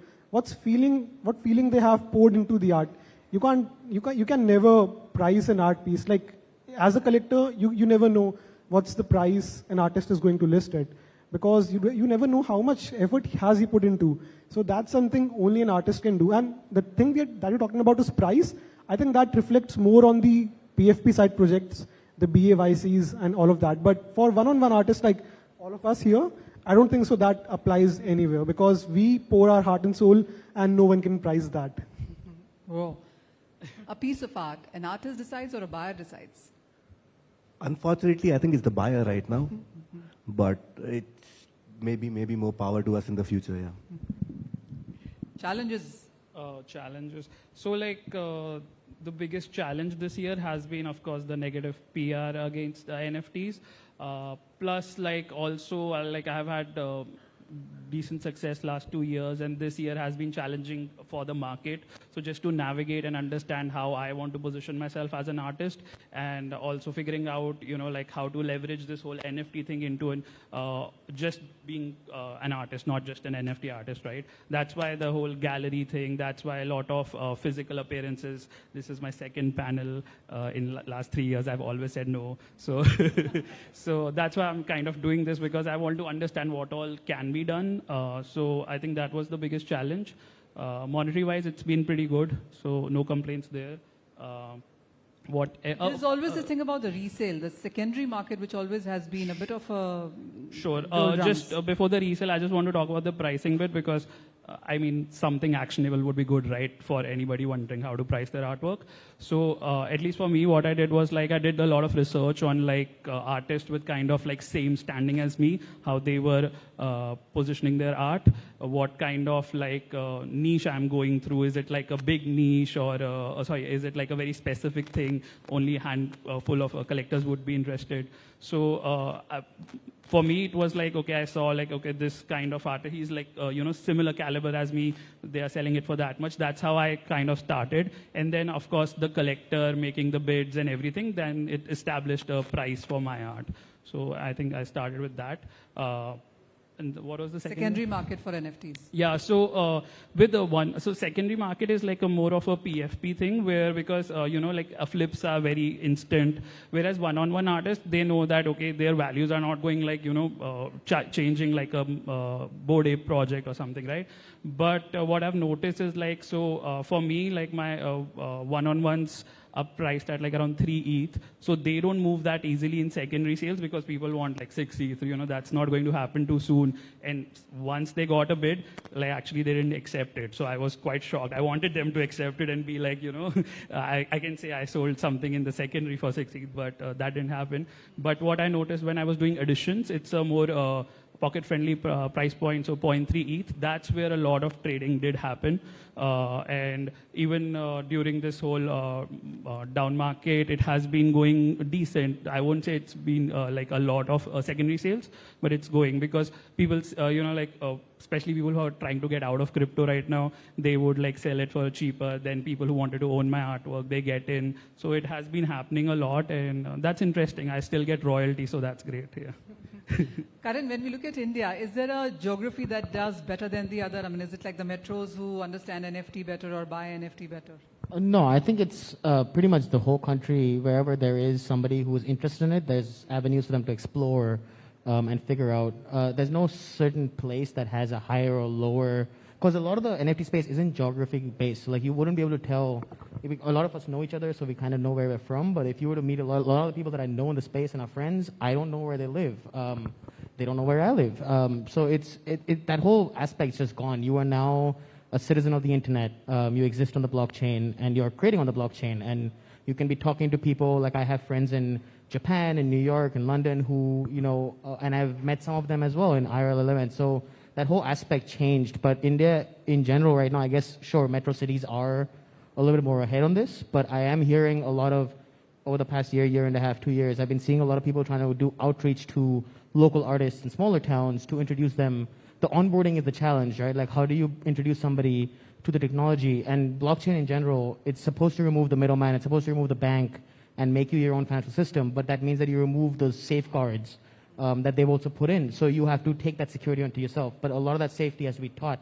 And the people who are being onboarded to technology in general, which has been happening over the past 5 years, they need to be brought in and really properly taught not only how the blockchain works, but how to protect yourself in the space, because you are responsible for your own thing. So a lot of that is blocking some of the smaller cities from getting into it, but I think that won't, again, last for too long. Within a year, 2 years, 3 years, you're going to see a lot more knowledge. Even if you look at India now, where it was 5 years ago, with Geo and everything that showed up, the internet usage has shot up. So it's just a matter of time before the knowledge on the blockchain also starts spreading around enough, and especially with now the government also getting into it, that it's just a matter of time before people are a little bit more safe about it, and then you're going to see artists and talent emerging from every corner of the world, from the country, with no limits. Okay. So, I want to quickly do a fireside, just one word. Where do you see NFT art in next 5 years? Yeah, I think it will be dissociated from the word art, and NFTs will become a way to transact for other things also. Okay. To the moon. To the moon. I'd say still evolving and dynamic. Okay. Because it's ever growing, you know. Yeah, I agree. This maturing. I think it's going to take 5-10 years for it to really. Would it be settled? Would it be still? Crypto in general is not a settled industry right now, and it's going to take a while for the whole thing to kind of come down. And there is a lot of volatility, so it will not be settled. Okay. But I think that's part of the package. You're in here because of the unexpected nature But of the you think space. you made a good choice? Yeah, 100%. I have, the kind of stuff we've seen the past 2 years, the friends. Yeah, I think like I'm getting used to the unsettling for sure. And just to add to that little conversation about like which cities, right? What I thought was interesting was like one of my biggest collectors is in Jaipur. And then another collector is in Jammu, which was like, you know, these are not like crypto hub, right? That collector is sitting in the audience, by the way, the Jaipur one. But just saying, like, you know, it's been very surprising. A lot of the small cities have like some really big collectors as well. All right. Yay, Jaipur. Okay. Do you also think NFTs would become a big part of metaverse? Yes, no? Sorry? You think NFTs would become a big part in metaverse? Yeah, I mean, like, so metaverse is, honestly, right now, I might buy a house in metaverse. I might buy a painting. Yeah, like, so I think definitely if metaverse, whenever it happens, especially, I think we still need like an application like that Apple Vision or something, right, to really immerse ourselves in the metaverse, to live that digital life. But once it happens, actually, NFTs is the best way to trade those assets, right? More use cases rather than art? How do you see it? I think like still art will like digital art still I think NFTs would be the best way to trade it and use cases for sure, like even for an artist to have utilities like you were mentioning celebrities access to, right? Like for example Gary Vee did this whole thing where certain people of like who owned like one of his expensive ones would get a one-on-one FaceTime with him, right? So a lot of that ends up being a utility. So yeah. Right, so it's an ever evolving. In the next 5 years also, these guys do not expect to be settled onto this one, but this is the place going on there. हम एक दो questions ले सकते हैं अगर आपको NFTs, art, music के बारे में कुछ पूछना हो. No, I think everybody's tired and everybody's hungry now. All right.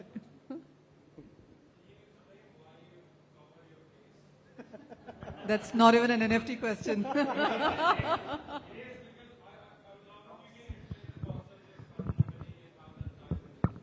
Yeah, so I'm technically called an undoxed artist, which means my face is in public.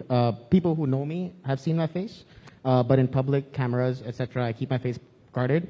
There's a lot of layers to this, and in the space specifically, there are a lot of artists, as we said, who are operating by names, taglines.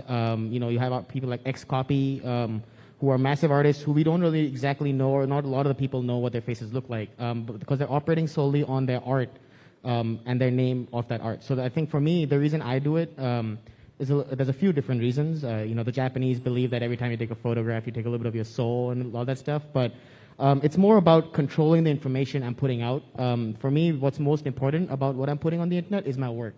My face isn't important, my name, I guess, a little bit, but most of it is the work. So for that, I control this as much as possible. Plus, in today's day and age.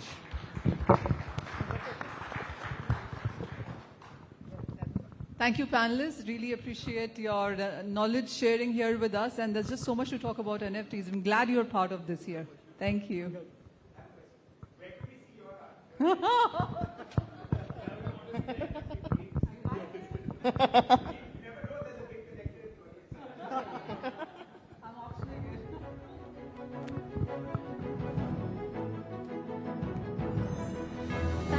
Thank you so much. In fact, once this pitch is done, may I actually request all the panelists and Manisha to please stay back, and all the other panelists also to come and join her on the stage for a photo op. That would be nice.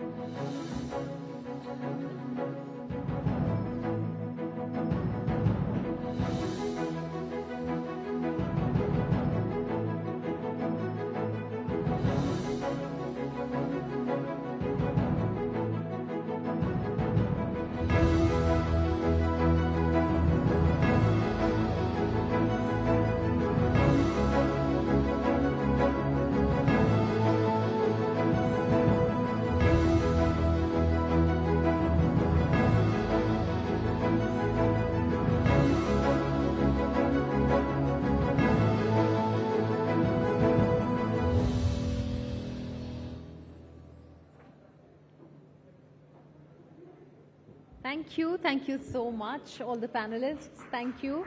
Thank you, audience. Ladies and gentlemen, it was a wonderful evening full of very informative sessions. And with that, we bring to close Namaste Web3 Jaipur edition. Hope you have joined the Telegram channel, Namaste Web3 Movement. Those of you who have missed it, we'll flash the QR code one last time so you can scan it. There you go.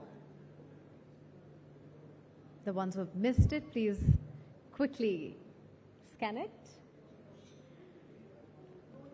And thank you so much for being a wonderful audience. Now you can join us for dinner. Thank you. Have a wonderful evening and a very good night.